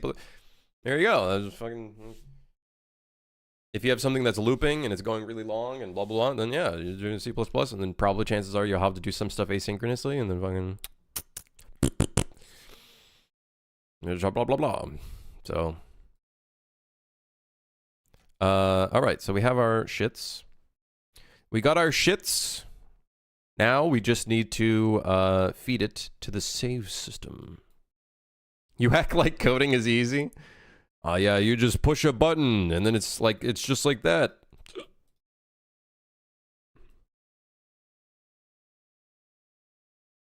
Oh man, coding's fucking hard.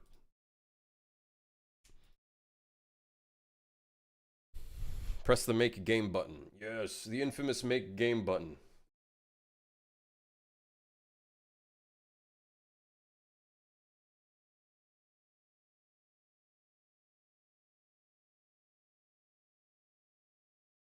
Anybody remember the making games is easier than you think? Is that a video?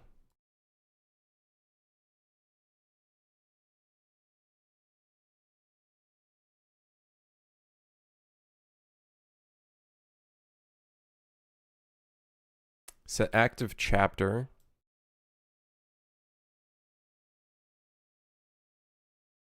Sounds like Thomas Brush, my favorite YouTuber. We need a name for him. We need a name, just like John Nanite.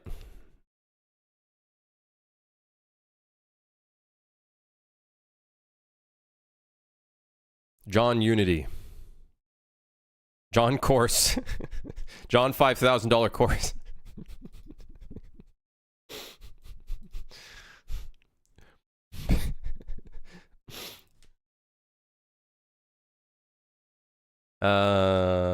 Populate challenges. Where are we checking if you've completed?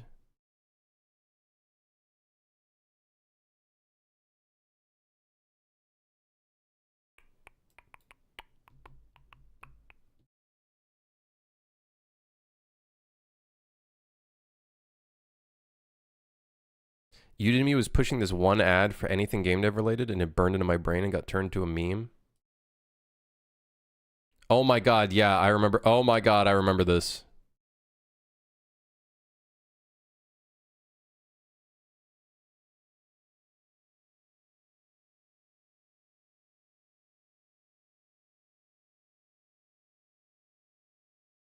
Coding your own games is easier than you think. You know, you should take this online Unity course on Udemy. It's taught by a software engineer and a game developer who are both expert instructors. Why is this so quiet? Is this loud? There's a zoom in on his face. You'll learn C#, object-oriented programming, functions and variables, basically everything you need to know to make games, and all for the price of takeout. The course is yours to keep and take at any time. And if it doesn't work out, you can get your money back in 30 days. I can't wait to see what you make with this. Get started now with this special discount. Coding your own games is easier than you think. Who are both expert instructors.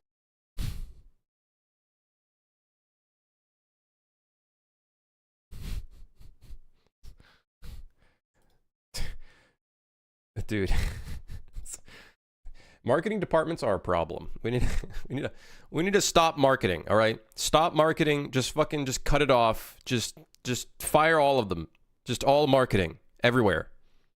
In all places. just don't make it a job. Just don't do it. Let other people do the fucking marketing. Marketing is a problem. It needs to stop now.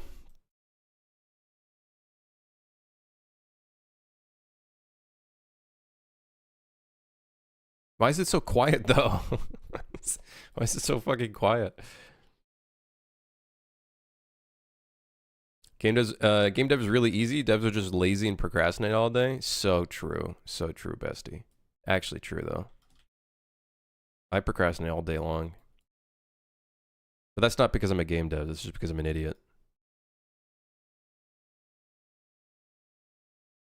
Anyways.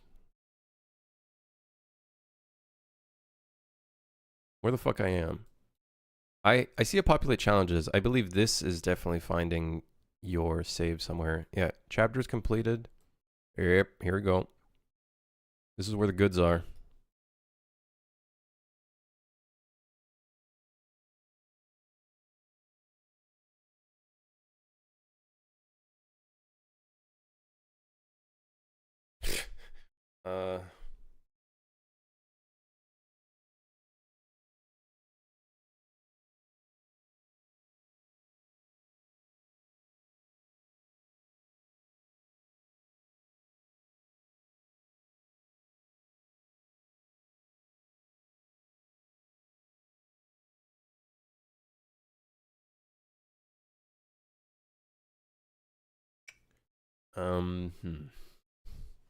I don't think Rockstar devs are lazy.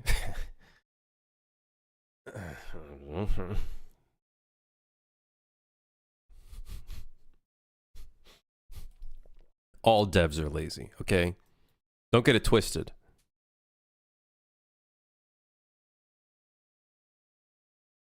Don't get it fucking twisted. All right. We're going to technically have to do this operation twice. So let's try to find a way of making this a little better.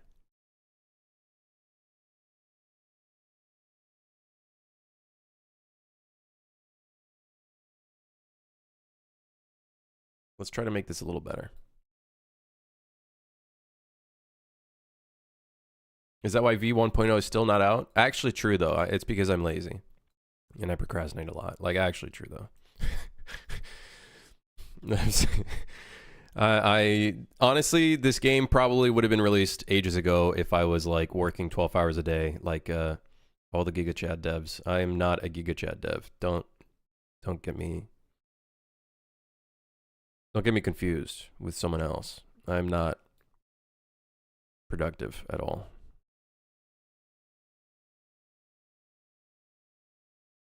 Okay, yeah, I think I want to do this differently. Because otherwise we're going to be doing some fucking stupid stuff here. Like, I think there's so many things we can improve here.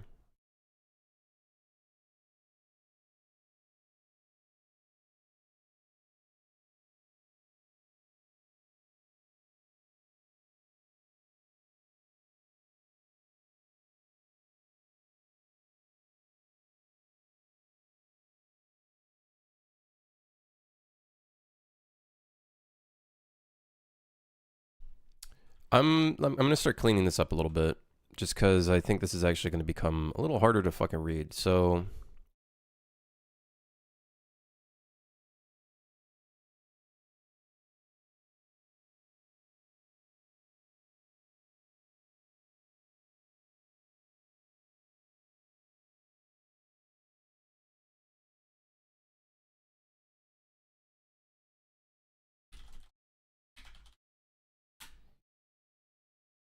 because there's a lot of things in here I don't really care about on an active basis. Like this, for example, don't really care about. What was the active index?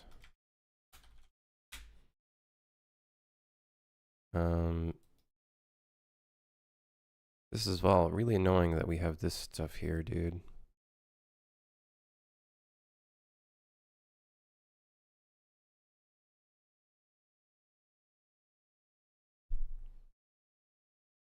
I hate grabbing my mouse. That's how lazy I am. I use my keyboard for everything because it's faster. Yeah, when I do like anything in C++, I do feel like there has to be ways of doing things faster. Like, is there like is there like a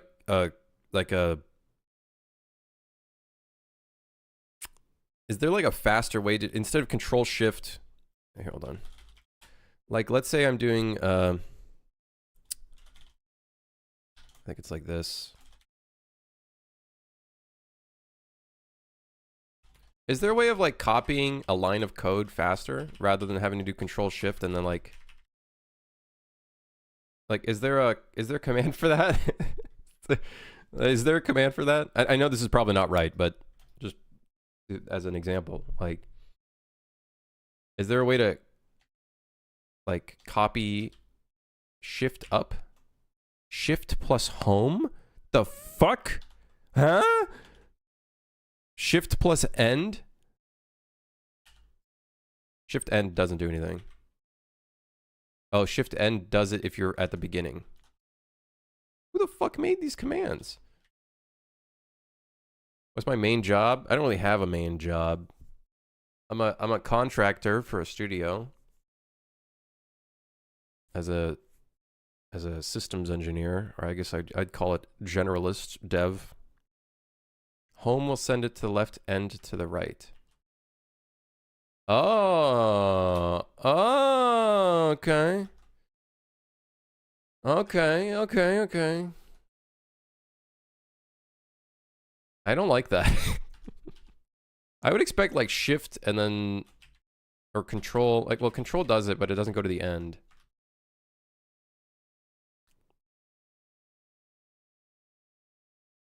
I don't like using these keys, to be honest. I don't like using those keys for anything. It just feels, it feels weird. I guess it's just a muscle memory to work on.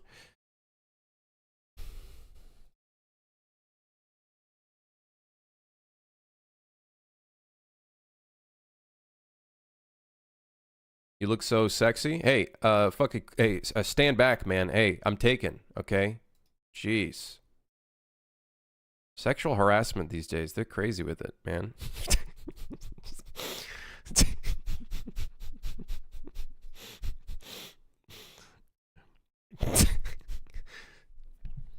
Jeez. Wait. Yeah, we need to change that. This is not going to be difficulty name, best difficulty structure. Wait, what the fuck?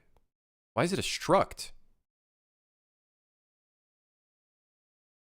I don't even have them on my keyboard. Do you have like one of those 60% keyboards, aka like keyboard that like literally is just the weirdest keyboard? If you're in an IDE, shift plus up/down should move the line up/down. But doesn't that move that line of code up and down?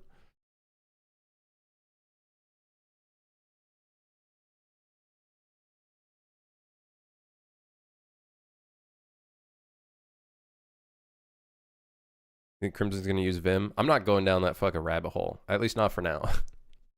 I see so many coders being like a rabbit hole, just like, dude, what kind of Vim do you use, man? Oh, like, dude, like my compiler is. I'm not going down that fucking rabbit hole. I got too much shit to do in my life. I want to actually finish a fucking game.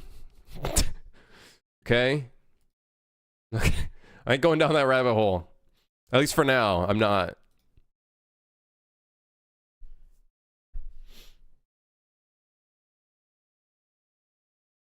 It'll move what you have selected up and down too. Right.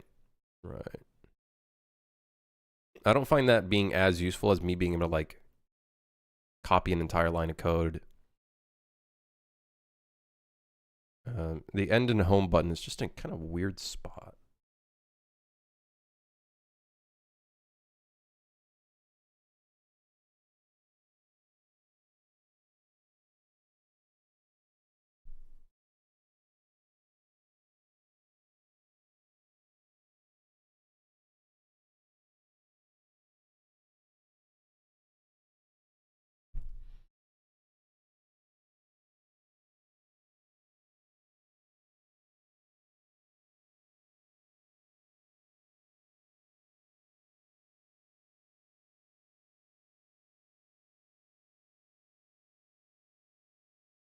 Just move the cursor to the line and press. Yeah, but then you have to move the cursor, bro. What if we do a challenge where you just can't move the, you can't use the mouse?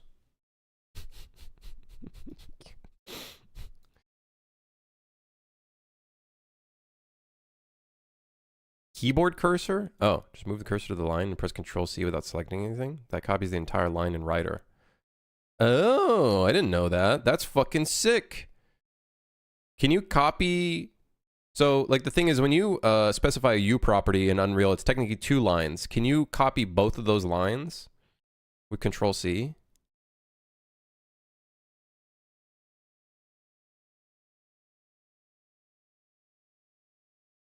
So I guess, does Writer allow this? So you have first line, second line.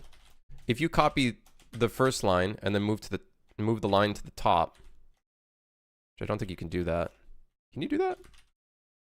I swear you could do that. Yeah, like that. If you do Shift up and then Control C, does it also copy?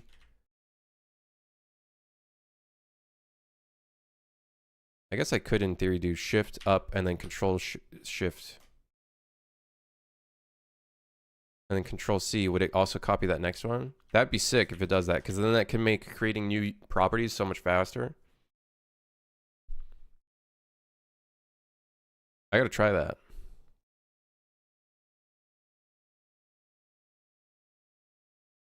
Use your mind, bro. That's what the Neuralink is for. I ain't putting any of that shit in my brain. All right, so difficulty, we'll have to change this. Difficulty completed text box. I'm gonna assume it's this one. Yeah. So for my brain, I'm just gonna go ahead and rename this. This is gonna be best run difficulty, TB for text box.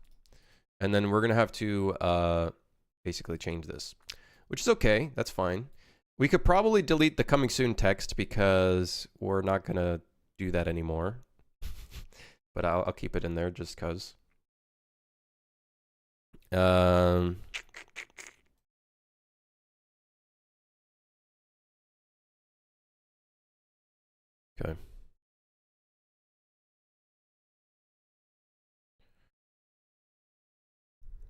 All right. I'm gonna stand up for a second. I haven't stood up in 2 hours. Give me a second. Jeez.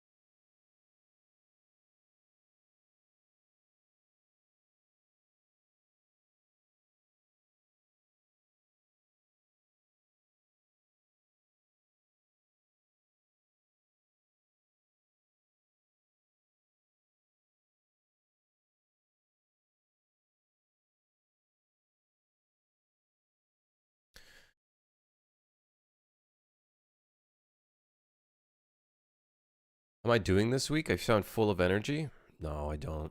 Dude, I'm fucking tired as shit. I'm like perpetually in burnout mode. I'm perpetually burned out, man. I don't know where you're seeing this energy coming from. I don't know where you're seeing this shit, but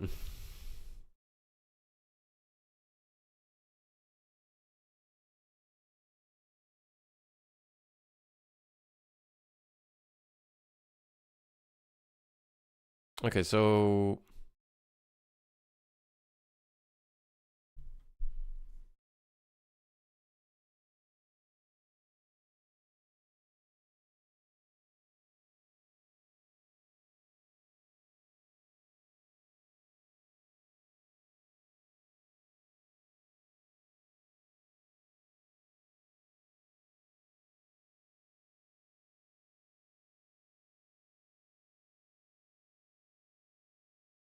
just my aura.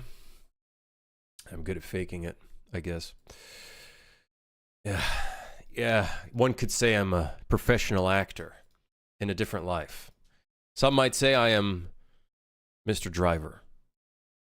Although I don't know how anybody sees Adam Driver's face in my fucking face. I don't see it at all. I literally don't see it at all. I don't see it.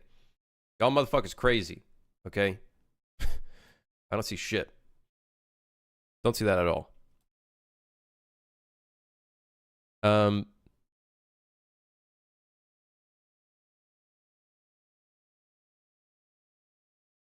Yep, Skater. I think I saw you on Twin Peaks. Yeah,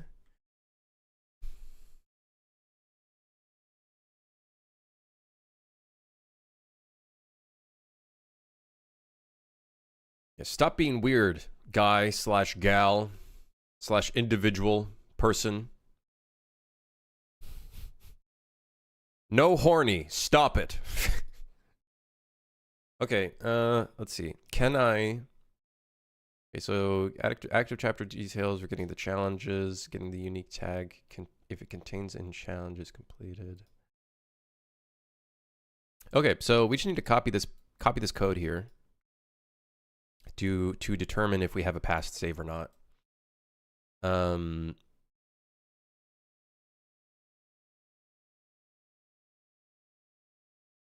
We could use chapter not found, but I think we can just use the chapter struct, and then in the chapter name we can name it something different.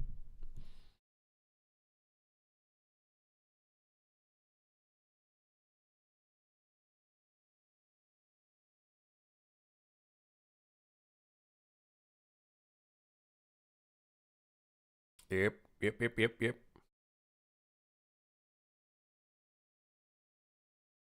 I'll time out the weird guy. I think it's been weirded out enough. It kind of you know, I'm starting to understand how women feel when they get texted by weird dudes all the time.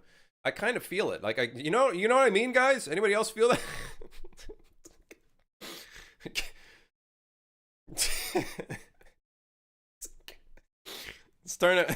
I'm starting to understand now. I'm starting to get it.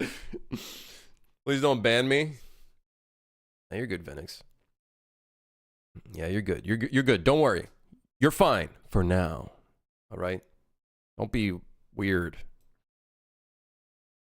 What's that drug that makes you like really sexual or something? You're on the list though. What did I do? No, not you, Woozy. Guys, come on, guys. Come on. What do you mean? Everybody in chat thinking, what? Am I the bad guy? There are no bad guys. Just don't be weird. Yeah.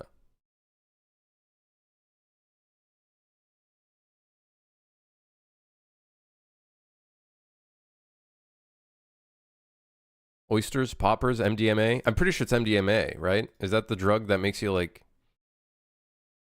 there's like groups of people that have like an orgy after having MDMA or something? You guys think that guy had MDMA and now he's like taking it out on Twitch chat? Wait, oysters? What the hell is that a drug? Are you talking about like the fish?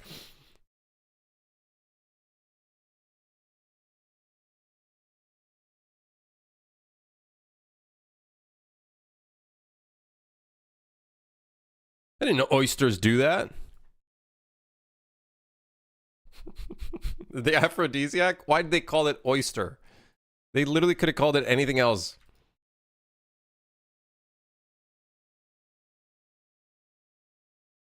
That just goes to show how innocent I am. I don't even know these fucking other drug names.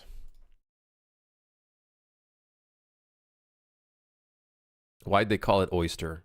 And why? Like, why did they call it oyster? No, it is an aphrodisiac, the food? Oh. Interesting. Huh. Just like a natural drug. Don't tell them about pineapple. What about pineapple?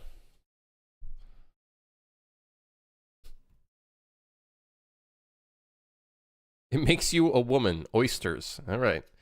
That guy's more innocent than I am.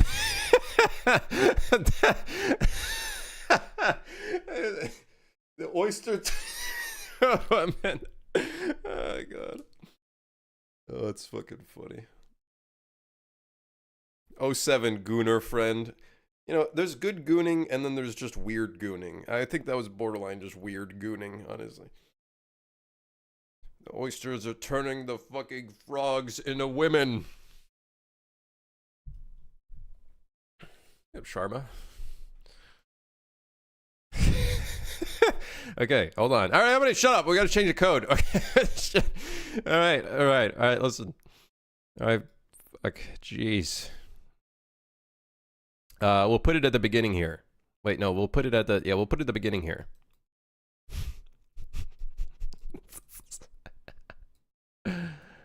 Oh my God.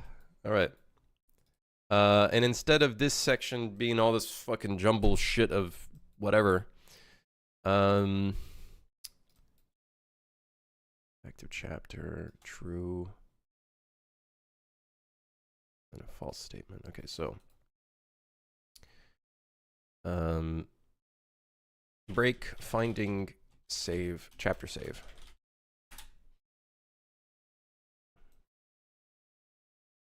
Okay, so the idea is we're no longer going to have this section here.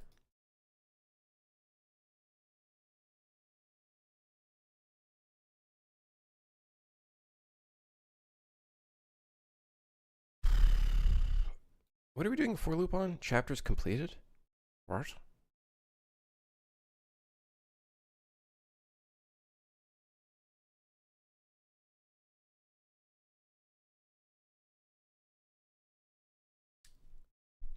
Oh my God, this code fucking sucks. I'm just reading it now. So we're looping every single challenge in the level, which is like generally 3 times. That means every 3 times we're looking through every single chapter / level you've completed in the entire game 3 times. Am I stupid? I guess technically like it works, but like, am I dumb? This is fucking stupid, man. This is what? What the hell? That's crazy. That's crazy, man. That's fucking crazy.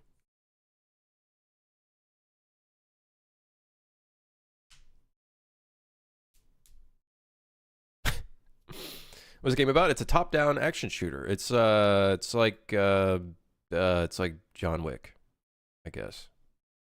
Here, let me put some gameplay on the screen. Wow, this is crazy. Good job, me. Fucking doofus. All right, well, I guess let's just create our so we can hide that real quick. And then if we find it, we will then set this to a variable called chapter active chapter save file.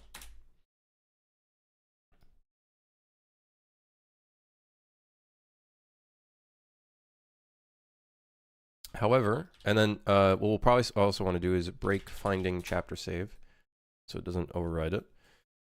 What else is this thing doing? We have a variable called chapter not found. We're not going to need that because what we're going to do is instead we're going to do something in here.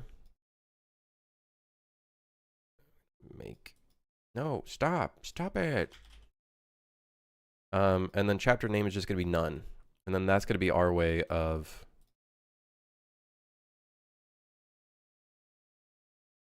dude, hide the other pins. Where's the option? Fine. I'll hide them myself. There we go. That way we don't have an extra variable. Yeah! Wait, are you guys lagging? I have no drop frames. This is a Twitch problem, I think. I think it's a Twitch problem. Unless, let me check. Yeah, I think it's a Twitch problem.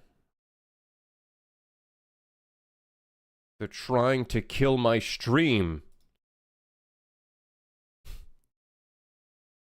So if we end up not finding it, this is going to set it to false. Until it sets it to true, and then we break it, which then, you know, yeah. So it is technically going to keep calling it, and then whatever, but that's fine. Great, so chapter not found. This is going to then be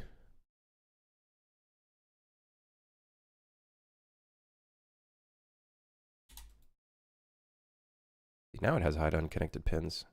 If the chapter name is equal to none,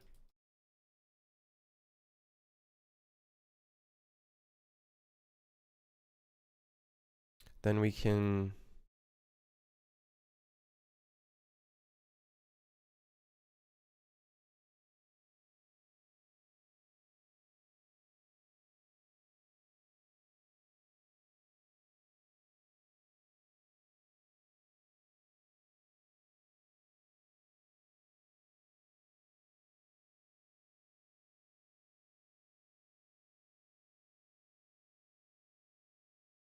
okay. Chapter not found. We don't need that section.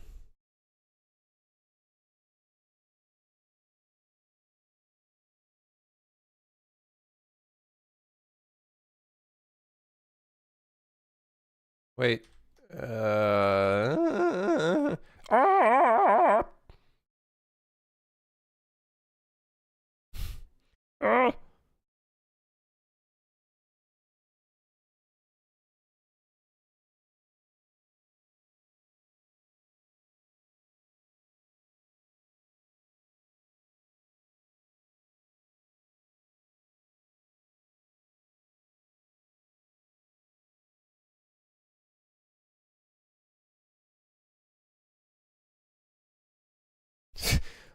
Hold on. I know what it looks like. It looks like fucking ass. I get it.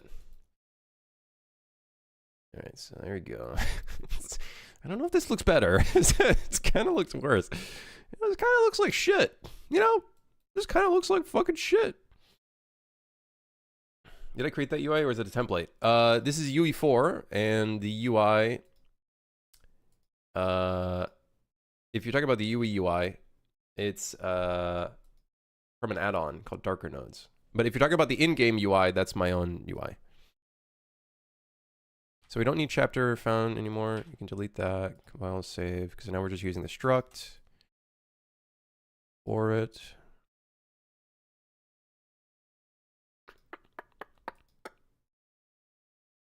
Why are you watching gameplay? Oh yeah, I just threw that up. You're fine. How are we faring this fine afternoon? Well, you know, it's going pretty good. I can't complain. I think we're making progress. We've optimized our code. Giga. Chad. Our code's looking silky motherfucking smooth. Oh,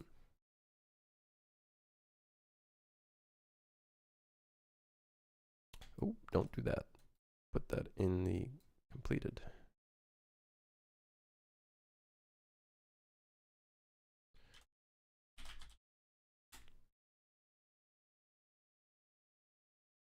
Yes. Yes.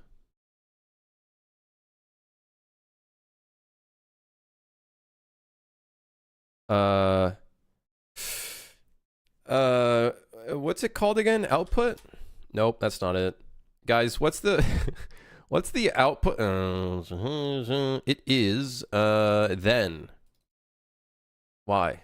Why is it then? I guess. Find chapter save, set menu chapter index. Yeah. Cool stuff. Yeah, cool stuff.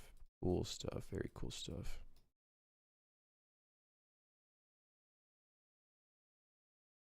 All right. Okay. Let me double check this. We load the game from the top. Persistent save. Persistent save. We check if the chapters have been completed. If we have an active chapter. Otherwise, it is set to none.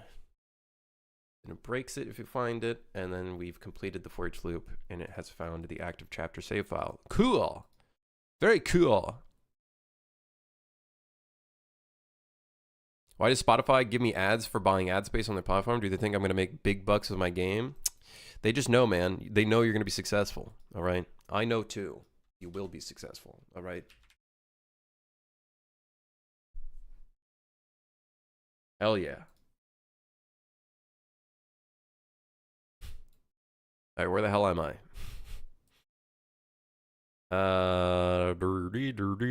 Okay. So I don't understand. We were setting the active chapter and then we're setting the best difficulty.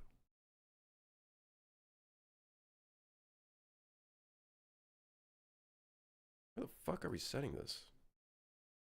And why? Wait, where? Wait, huh? Where are we calling this function?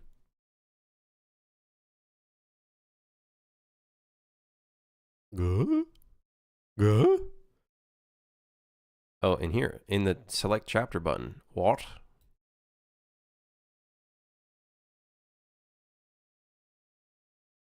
Oh no, it's setting the wrong difficulty. No! It's setting the wrong, it's doing the wrong difficulty.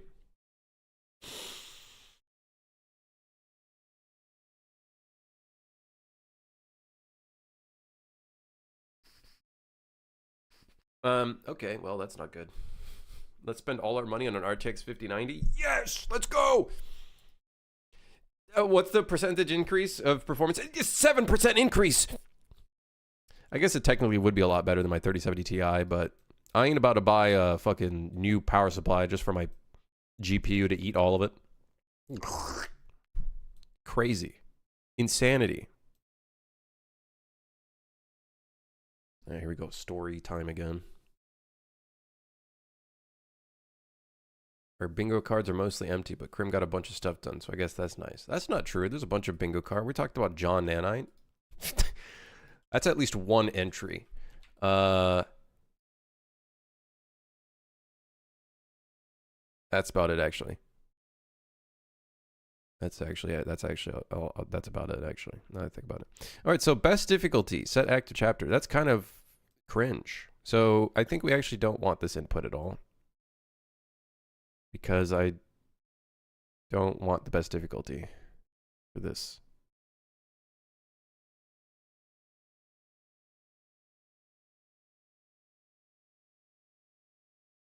Although I do like... Oh, shit. Well, I guess we'll find out where this shit is. Difficulty complete a text box.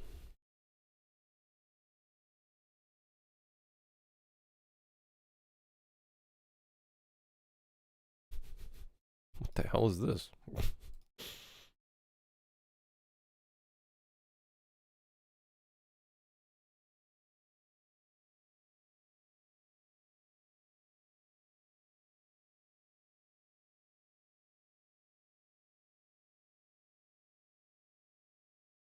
Wait.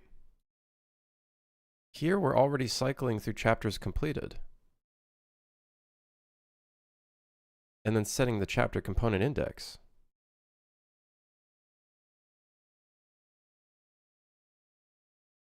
Index. Array index. What the fuck?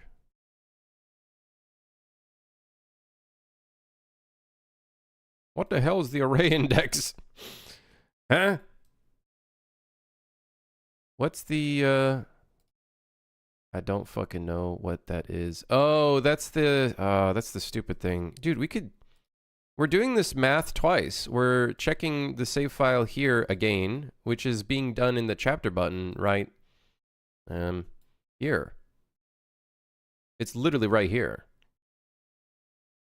We could just reuse this. What?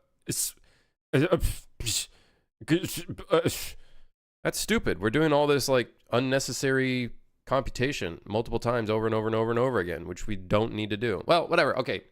If we need to optimize it, we know a spot where we can optimize it. Okay? Okay? If we need to, we know a spot where we can clean this shit up. All right? Right here. right there. This right here. And the fucking bullshit right here. All right. Good. Now we just need to delete this because it's not gonna cut it.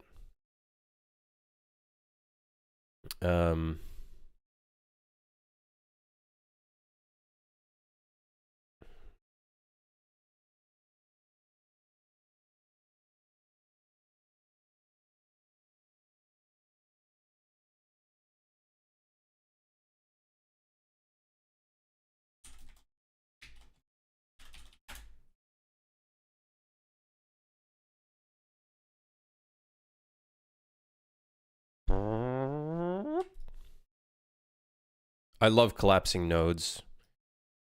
It makes everything so much cleaner. So much cleaner. Okay, so then we want to get active chapter save file. We want to break this. Then we want to hide everything except for BR difficulty. BR difficulty is an integer. We need to go back here. And then we need to copy paste this, which I hope these are... No. Fuck! This isn't a part of the string table. No, why?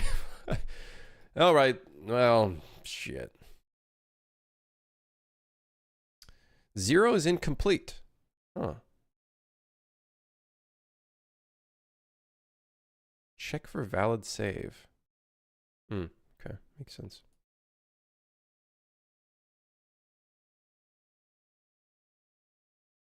Oh, we +1 on it. Error.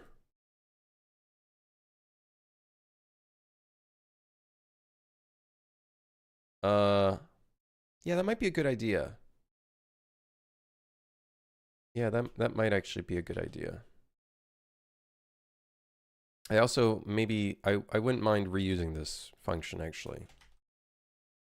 So let's go ahead and do that. Create a matching function in Blueprint. Confirm. Check for... Are you fucking kidding me? Is this a joke? It literally copied nothing over. It just copied the outputs. And it didn't even make it pure.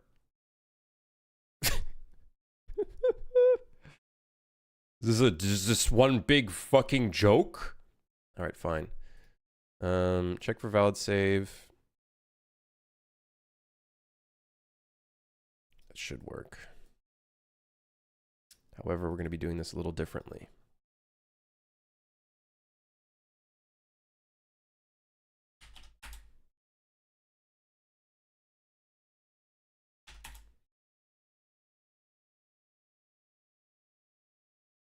If it equals a -1 true return value.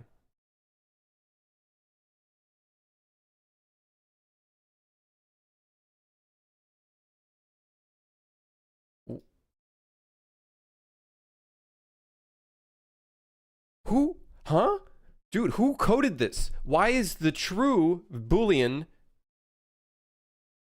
not valid save? It means the save does not exist.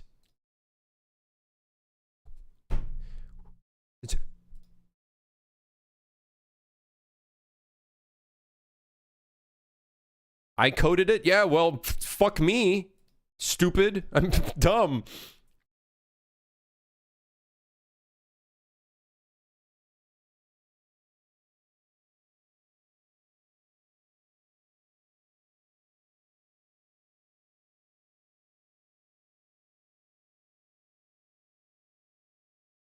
I'm so stupid, dude.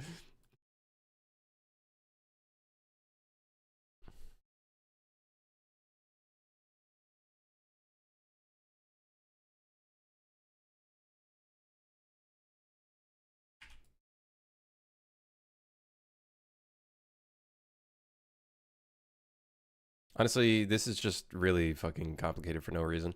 Whatever, it's fine. It's fine. Probably could have done this in a way better way, but...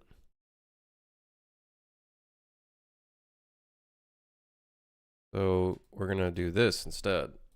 And then instead of PR diff completed, it's going to be BR difficulty.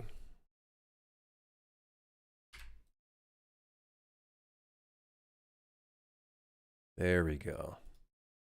That's more like it. That's more like it. Although, maybe we shouldn't send this output because that's probably just not like, from a performance standpoint, not a good idea, you know what I mean? Past Crim? Well, Past Crim is a fucking idiot. Someone fire that guy. Doofus. Dummy. All right, now where do I get the color? Difficulty color curve. Make slate color. Huh? Huh? Huh? It's a curved linear color? Huh?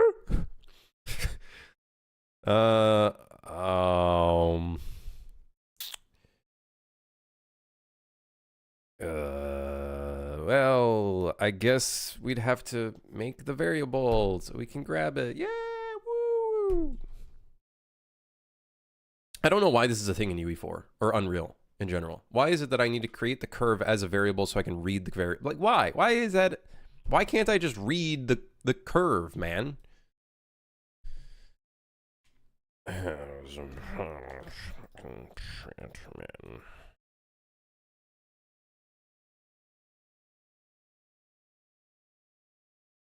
It's stupid. It's extremely stupid. But whatever, we got it. Ah, well, whatever, we got it.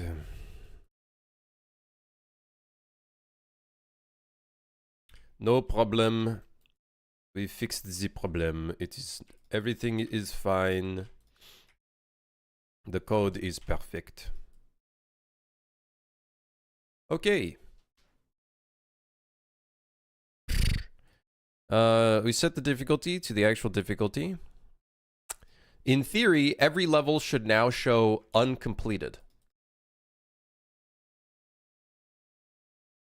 Because it is now using the new system.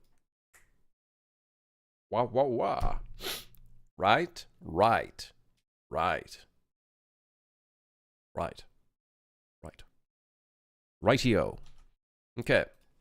That took a while to set up. That took a long while, let me tell you. That took a while. Let me, let's move this up. Delete the reroute. Feed it in. Why is this a pass by? Whatever. Line that up. Yeah, that's pretty. That's looking really pretty. That's looking really pretty. Okay. Is curve an actual object? I guess maybe that's why it needs to be a variable. Like, that's the only thing I can think of.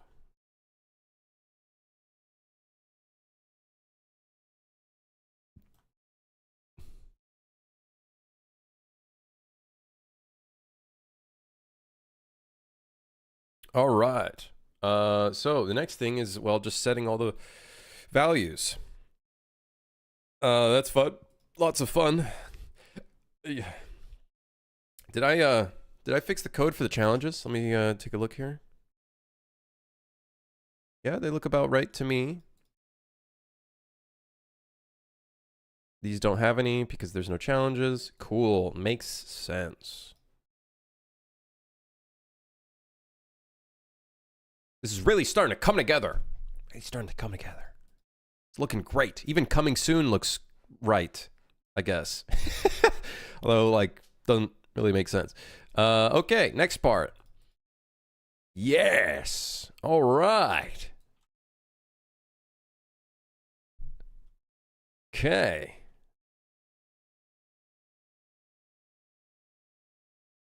Hold on, I'm cleaning this up. Wait, there's a button.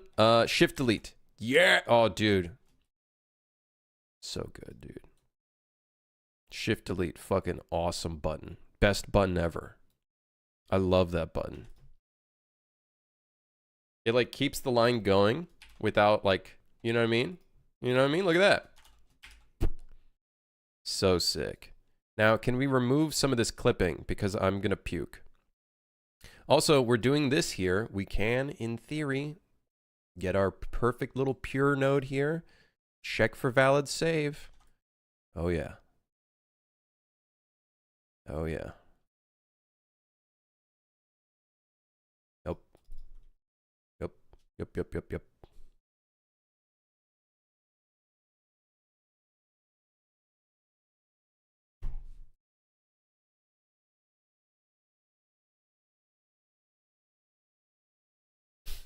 It's doing it backwards again.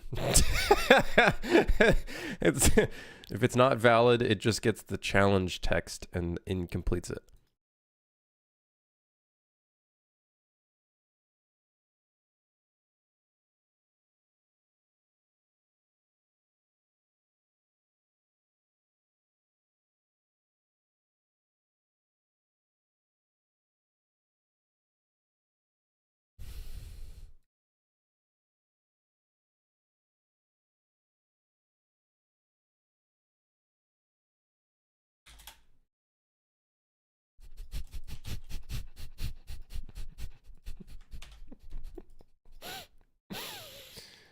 Oh, God. Wait, we did that wrong. What?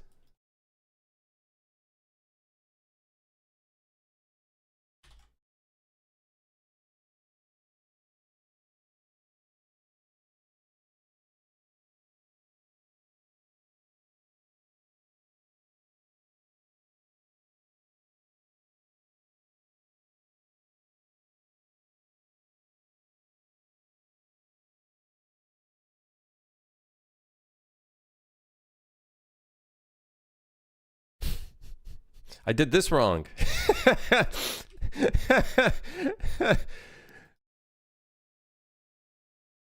All right, I did. Yeah, that makes sense. That's why this didn't work. That's why that. Of course.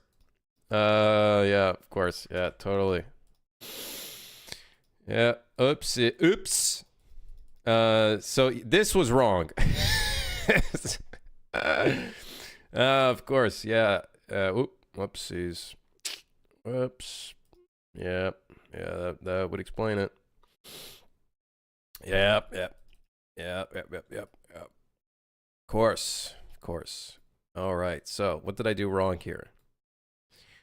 Right. It's wild that you need a graphic design diploma for working with UE blueprints. I don't have a graphic design diploma, albeit, well, I did do graphic design when I was starting out doing any sort of creation stuff, but I didn't get a diploma for it. It was just my passion. Okay. Just my passion.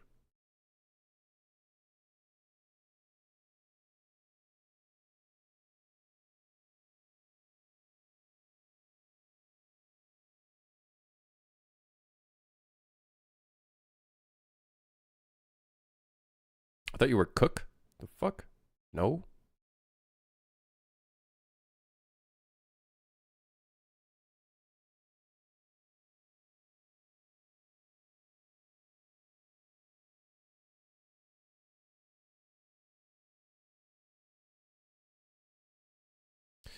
Remind future me that BR difficulty 0 equals not completed. Someone remind me. Okay, thank you. I'm sure I'm totally going to remember.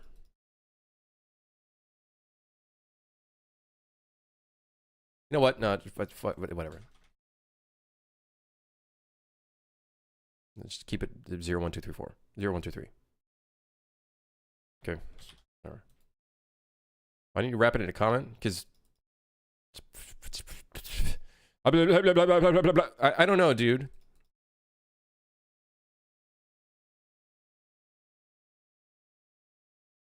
Because the thing is, the system that I'm gonna have to create for this difficulty thing, okay, is going to be in a completely different file.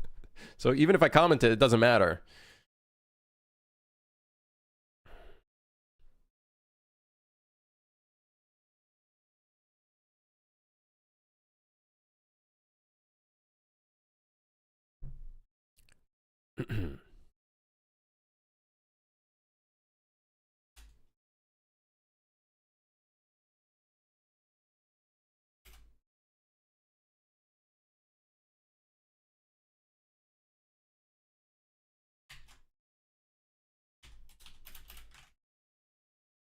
Dude, fucking Alt-Tab properly, man.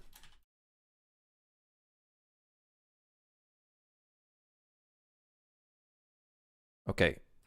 I'm sure I'm going to remember to look down here, right, guys?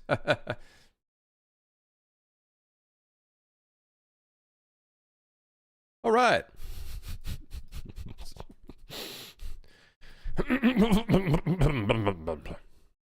0, 1, 2, 3, 4. 0, 1, 2, 3, 4. Okay. Surely I will remember that. So it's incomplete because technically we're using a different save system for the best run stuff now, so that's okay. Very cool. Yes.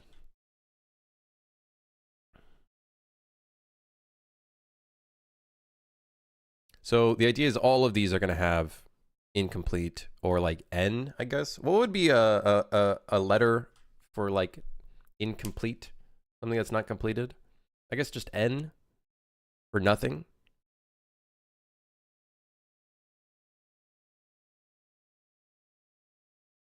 F? No, we don't want to give an F. There's nothing there. There's nothing there. We just...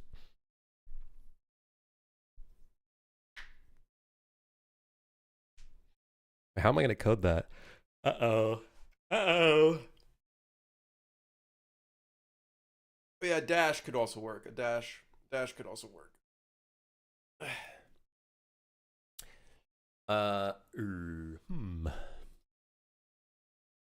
I'm just thinking ahead for the players that have already played a game, but if they've never played this before, I think it'll just be fine.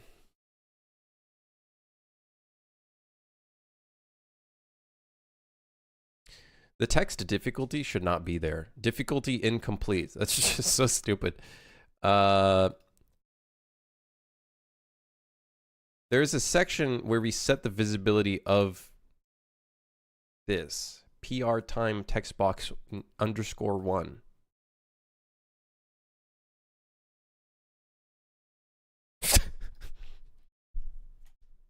Did I just not like, did I just not fucking like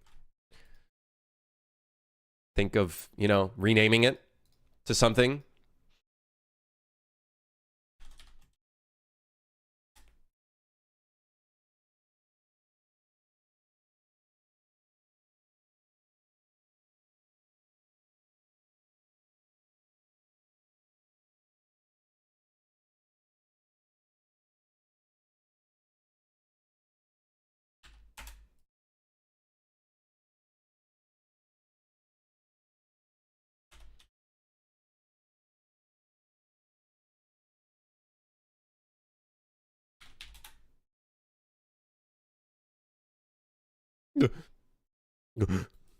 Okay, put that there.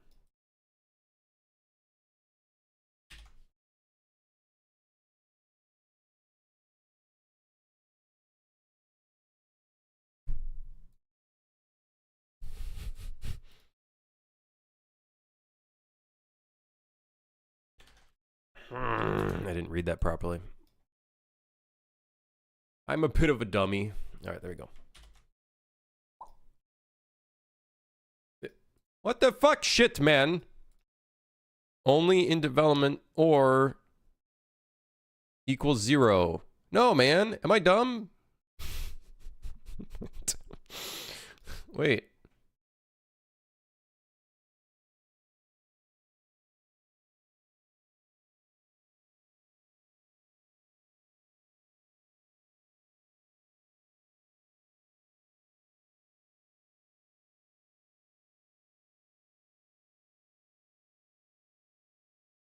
Oh, wait, what's the continue button? Oh, I see.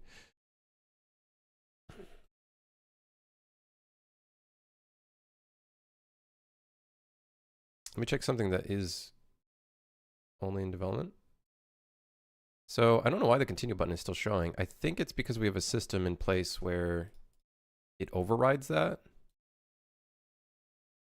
Oh, if it's development build. Okay. Yeah, that's fine. Yeah. Woo! Woo! Okay.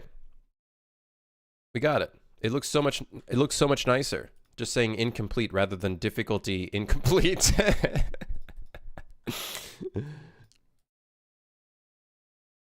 Okay. All right, now we need to do the rest of it. We need to do the rest of it.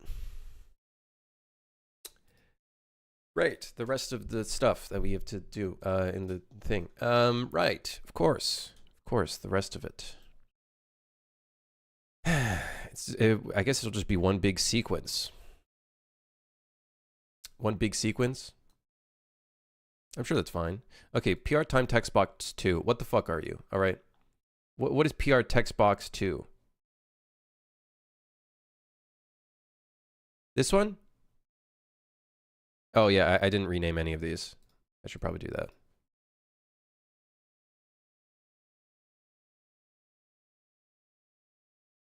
This is the correct one. Wait, where's the first one? Oh.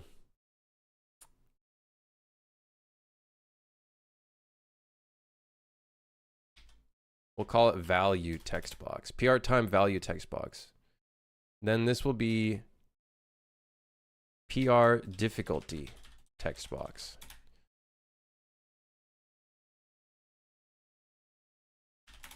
Right. PR score text box. And then we got PR score value text box. Okay. Here's the thing. Why are these variables?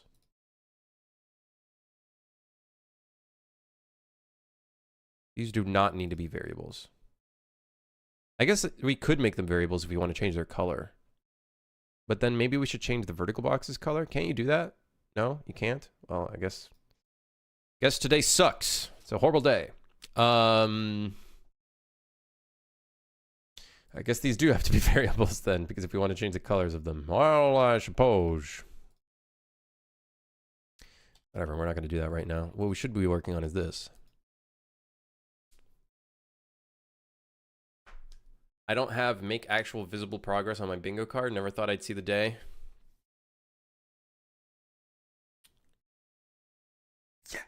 Yeah.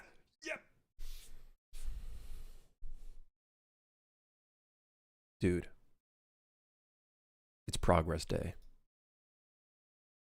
Motherfucking progress day.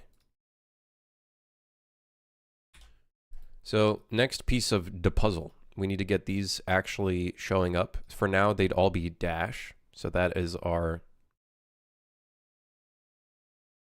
next piece of the puzzle.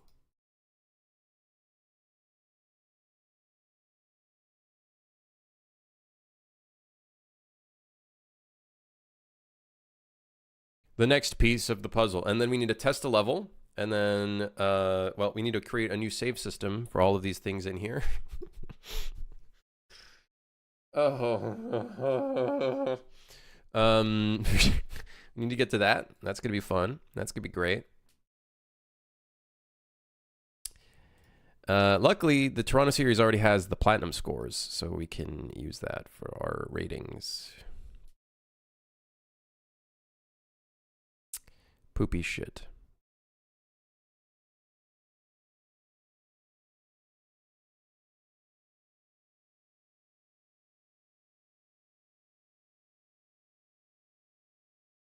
Okay.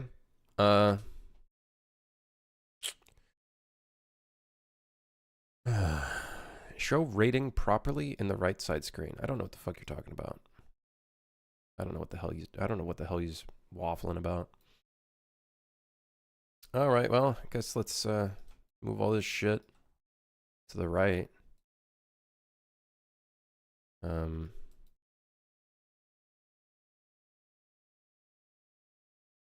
Actually do this. We're going to do sequence. This is going to go into the best run stuffs. And then this is going to go somewhere else. I'm going to push this somewhere.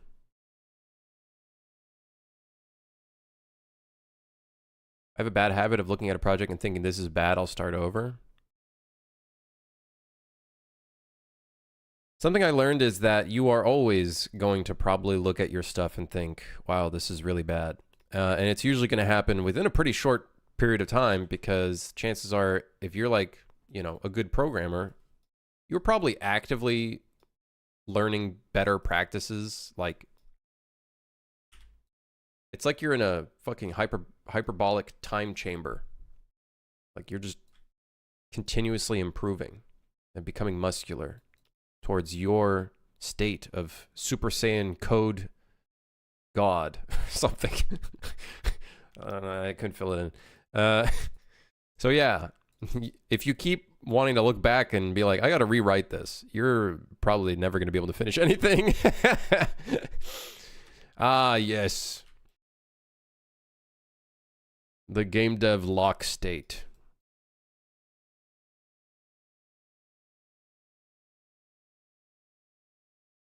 If your old code will ever reach the moment of, oh, past me made everything perfectly.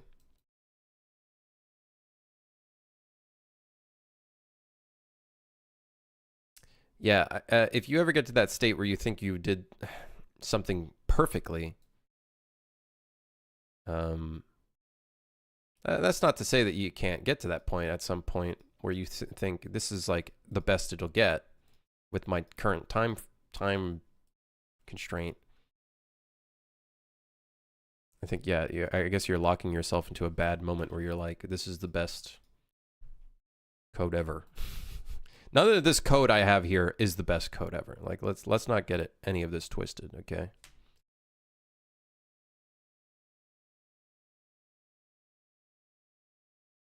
Because during modeling, I find a better way to do it.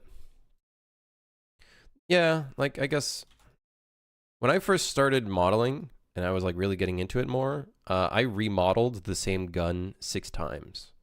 But guess what happened as a result of that? That project never finished. That game never came out. Because instead, I was just focused on making the same model and trying to... Was that Ronin? No, that was like my first game project. It wasn't Ronin. I was not constantly remodeling things in Ronin.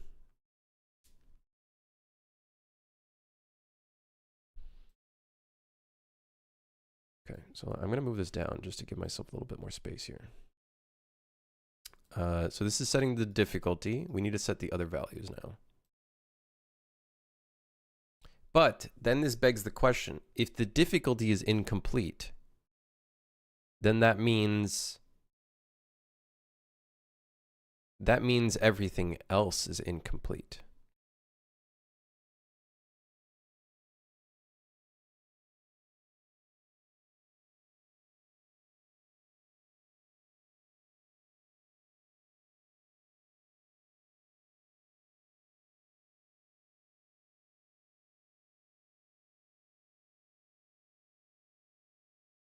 You should just take what's workable more?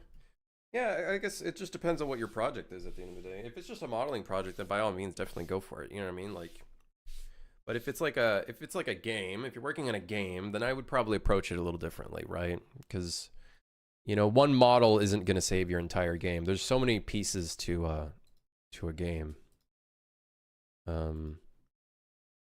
It's like, you know those 1,000 piece puzzles?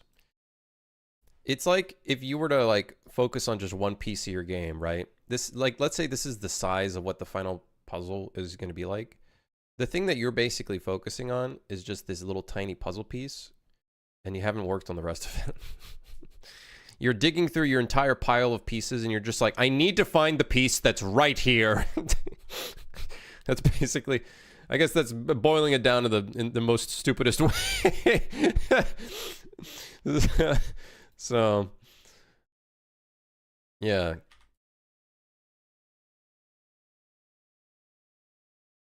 Yeah. If certain standards are adhered to, but I'm also making a Myst type game, I have some leeway. I think it just, yeah, I guess it depends on like what it is, right? If it's for work, like for another person, like you're working under a company, then maybe it just really comes down to the time constraint that you have for that task and what they gave you in terms of time. If it's your own personal thing, I would probably like, you know, utilize time in a different way because you just don't have too much time. So that's what it really comes down to.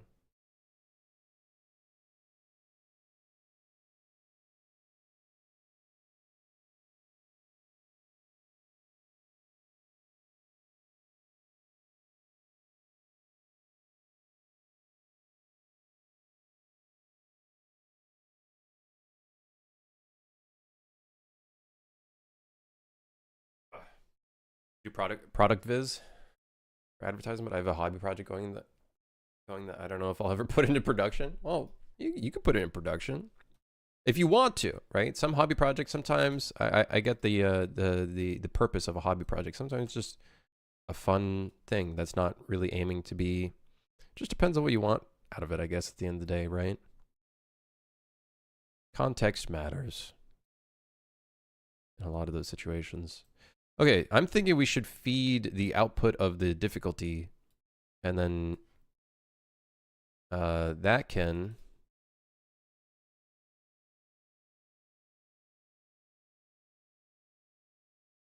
actually, I'm going to do something different.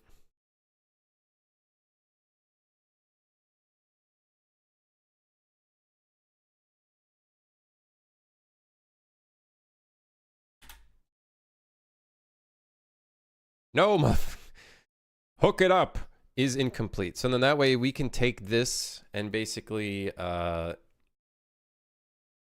do a really quick version of all of the ratings, basically setting all the ratings. And then if it's not, then we'll do the actual calculations of all the ratings to see like what the actual values are, because we're gonna have to do a bunch of calculating. So this will basically fast line it to setting the ratings. So now the next idea, we need a function in here. Maybe a custom event. We're just gonna make a function. This will be set category rating. Cool. So the input will be a integer with a rating.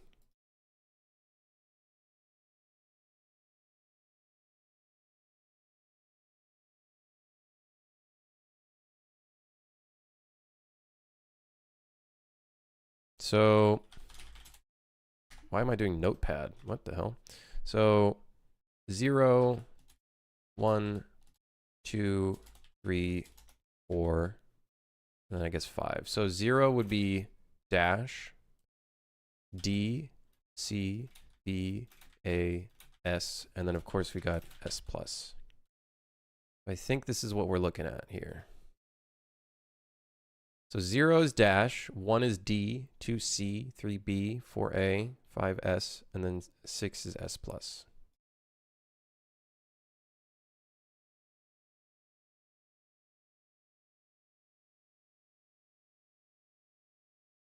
This is our little it's our what do you call this? The thing that shows you like what each icon is. There's a term for that. I forget what it's called on a map. not a glossary. It's a, what do you call that? I forget what it's called. It's our little fucking thing. I don't know. All right, so we'll do, I guess, just a bunch of selects. No, not a table of contents. It's something, there's a different word for it. There's a different word for it. When you have something that shows an icon, and then it's not a table, it's a, like, elements, glossary, it's a legend. Yeah, there we go. Our little, this is our little legend right here. Hell yeah. Yes. Yes.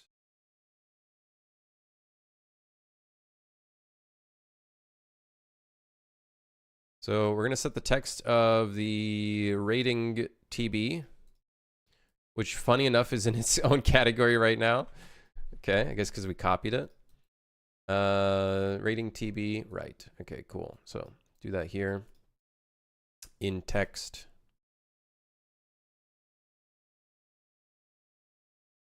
We got dash. I don't think we want any of these to be localized.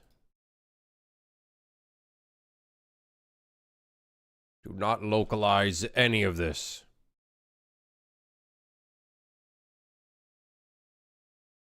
I'm gonna fill up my fucking localization table once I have to get back to doing that.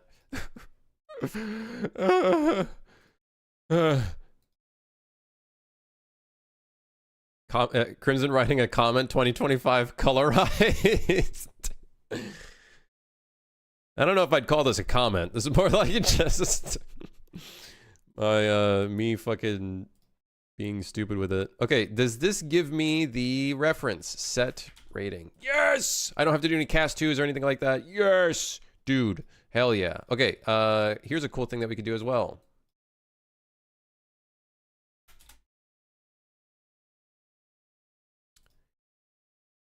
Because we know that all of these are incomplete, we can do this. We'll make an array of all of our ratings.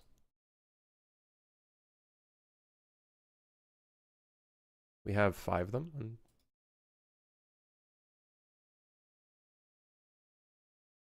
Oh, great. They're not in a... Man. I gotta remake that category that I previously had.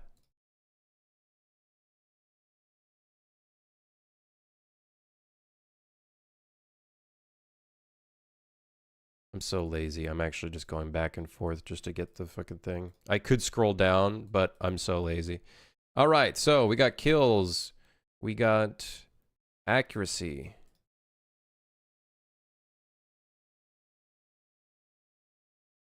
Got accuracy.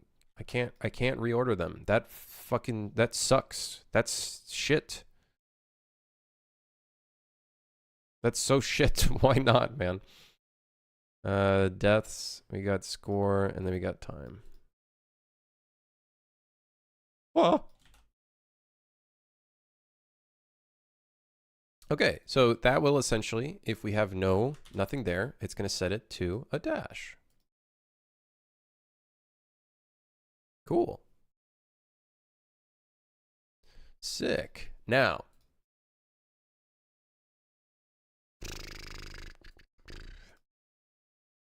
I need to see the rating text block and where we set the color of it.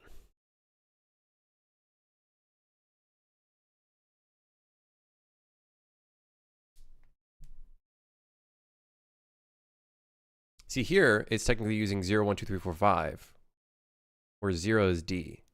But in our case, we're going to be changing it up. So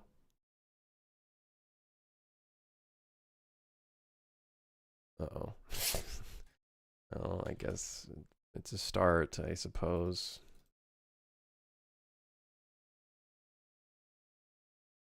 We need to add a pin, and we need to fuck. Whatever. I'm too lazy. I'm gonna do this.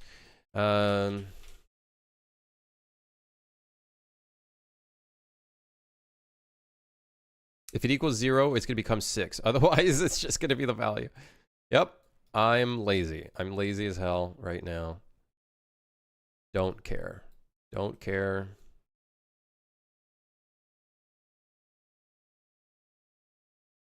There you go. There's a solution.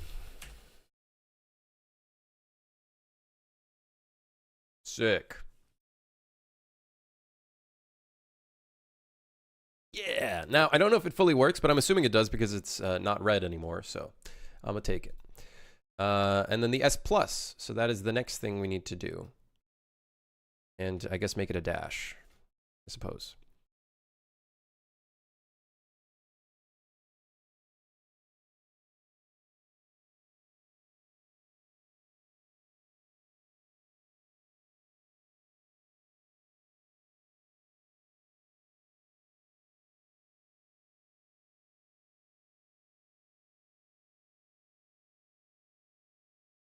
Accuracy should have 0%. Yeah, I haven't done the text yet, the subtext. Great. I have to. Oh man, this kind of fucking sucks. Whatever. I have to do this on its own. I'm not excited about, but because now it means that I have to go into this, copy this code. You know what? I don't think I will. I think I'm just going to do it just like this. You know what? I'm just going to hard code it because I don't care.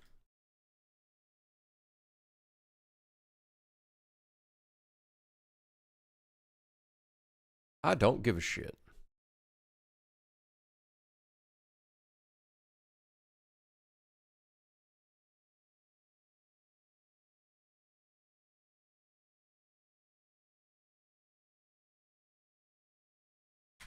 Not that one. This one.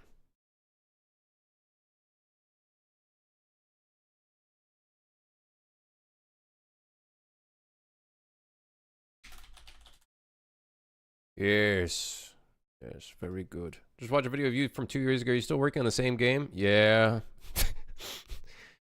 The top-down game? Yeah.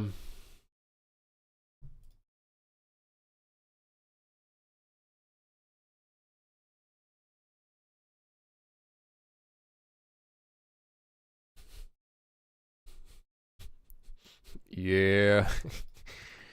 Yep. Yeah. There we go. Oh shit. Oh shit, my bad. Technically, this is supposed to have an opacity of 0.1. But that's not very good. Could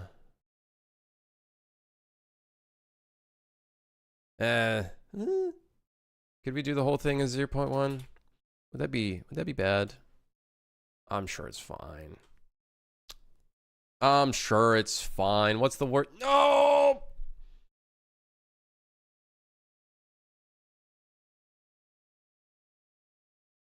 Yeah, I kind of... I guess it's fine. The dash being somewhat alphaed out, whatever. Although...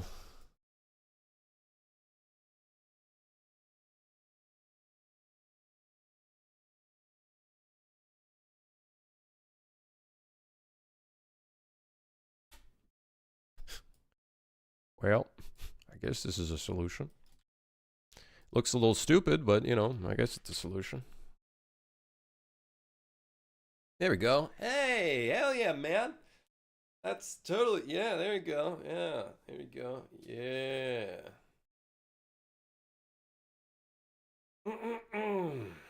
Okay. Right.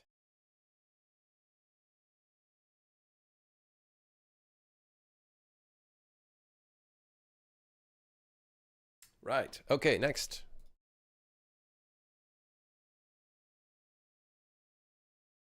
Another input. This is going to be a probably a string. Yes. This is the value.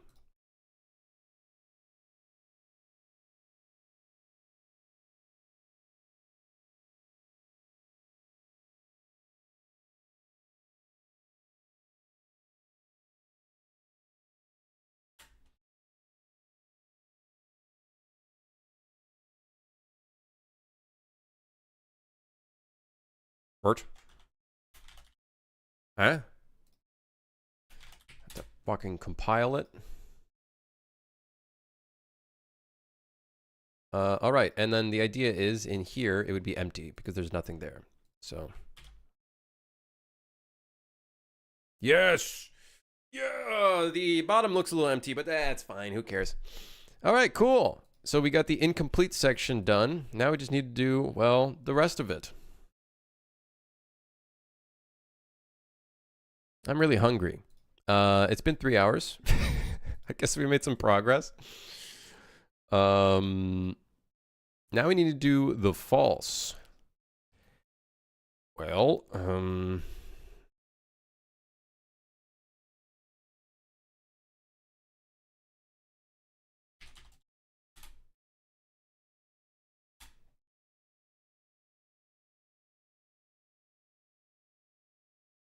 right, so here we have set incomplete ratings.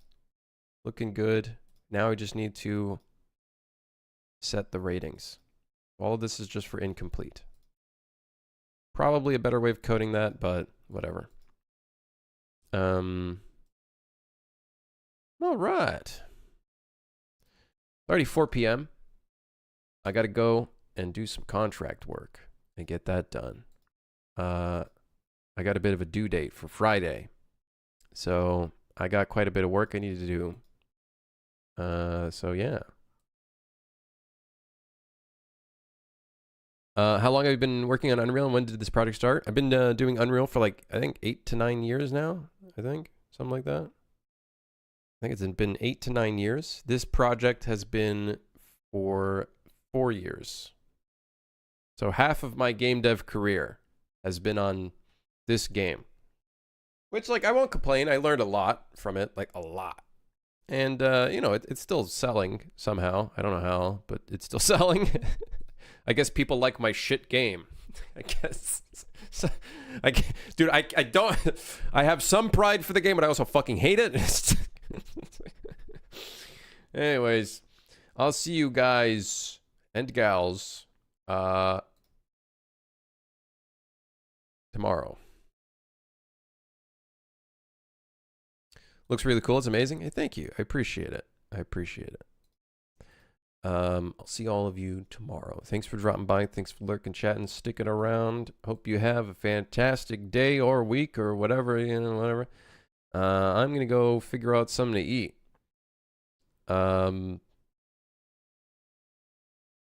Yeah, I'm really hungry.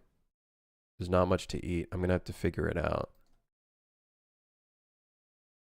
Raid someone? Let me see if there's anybody live that I would raid.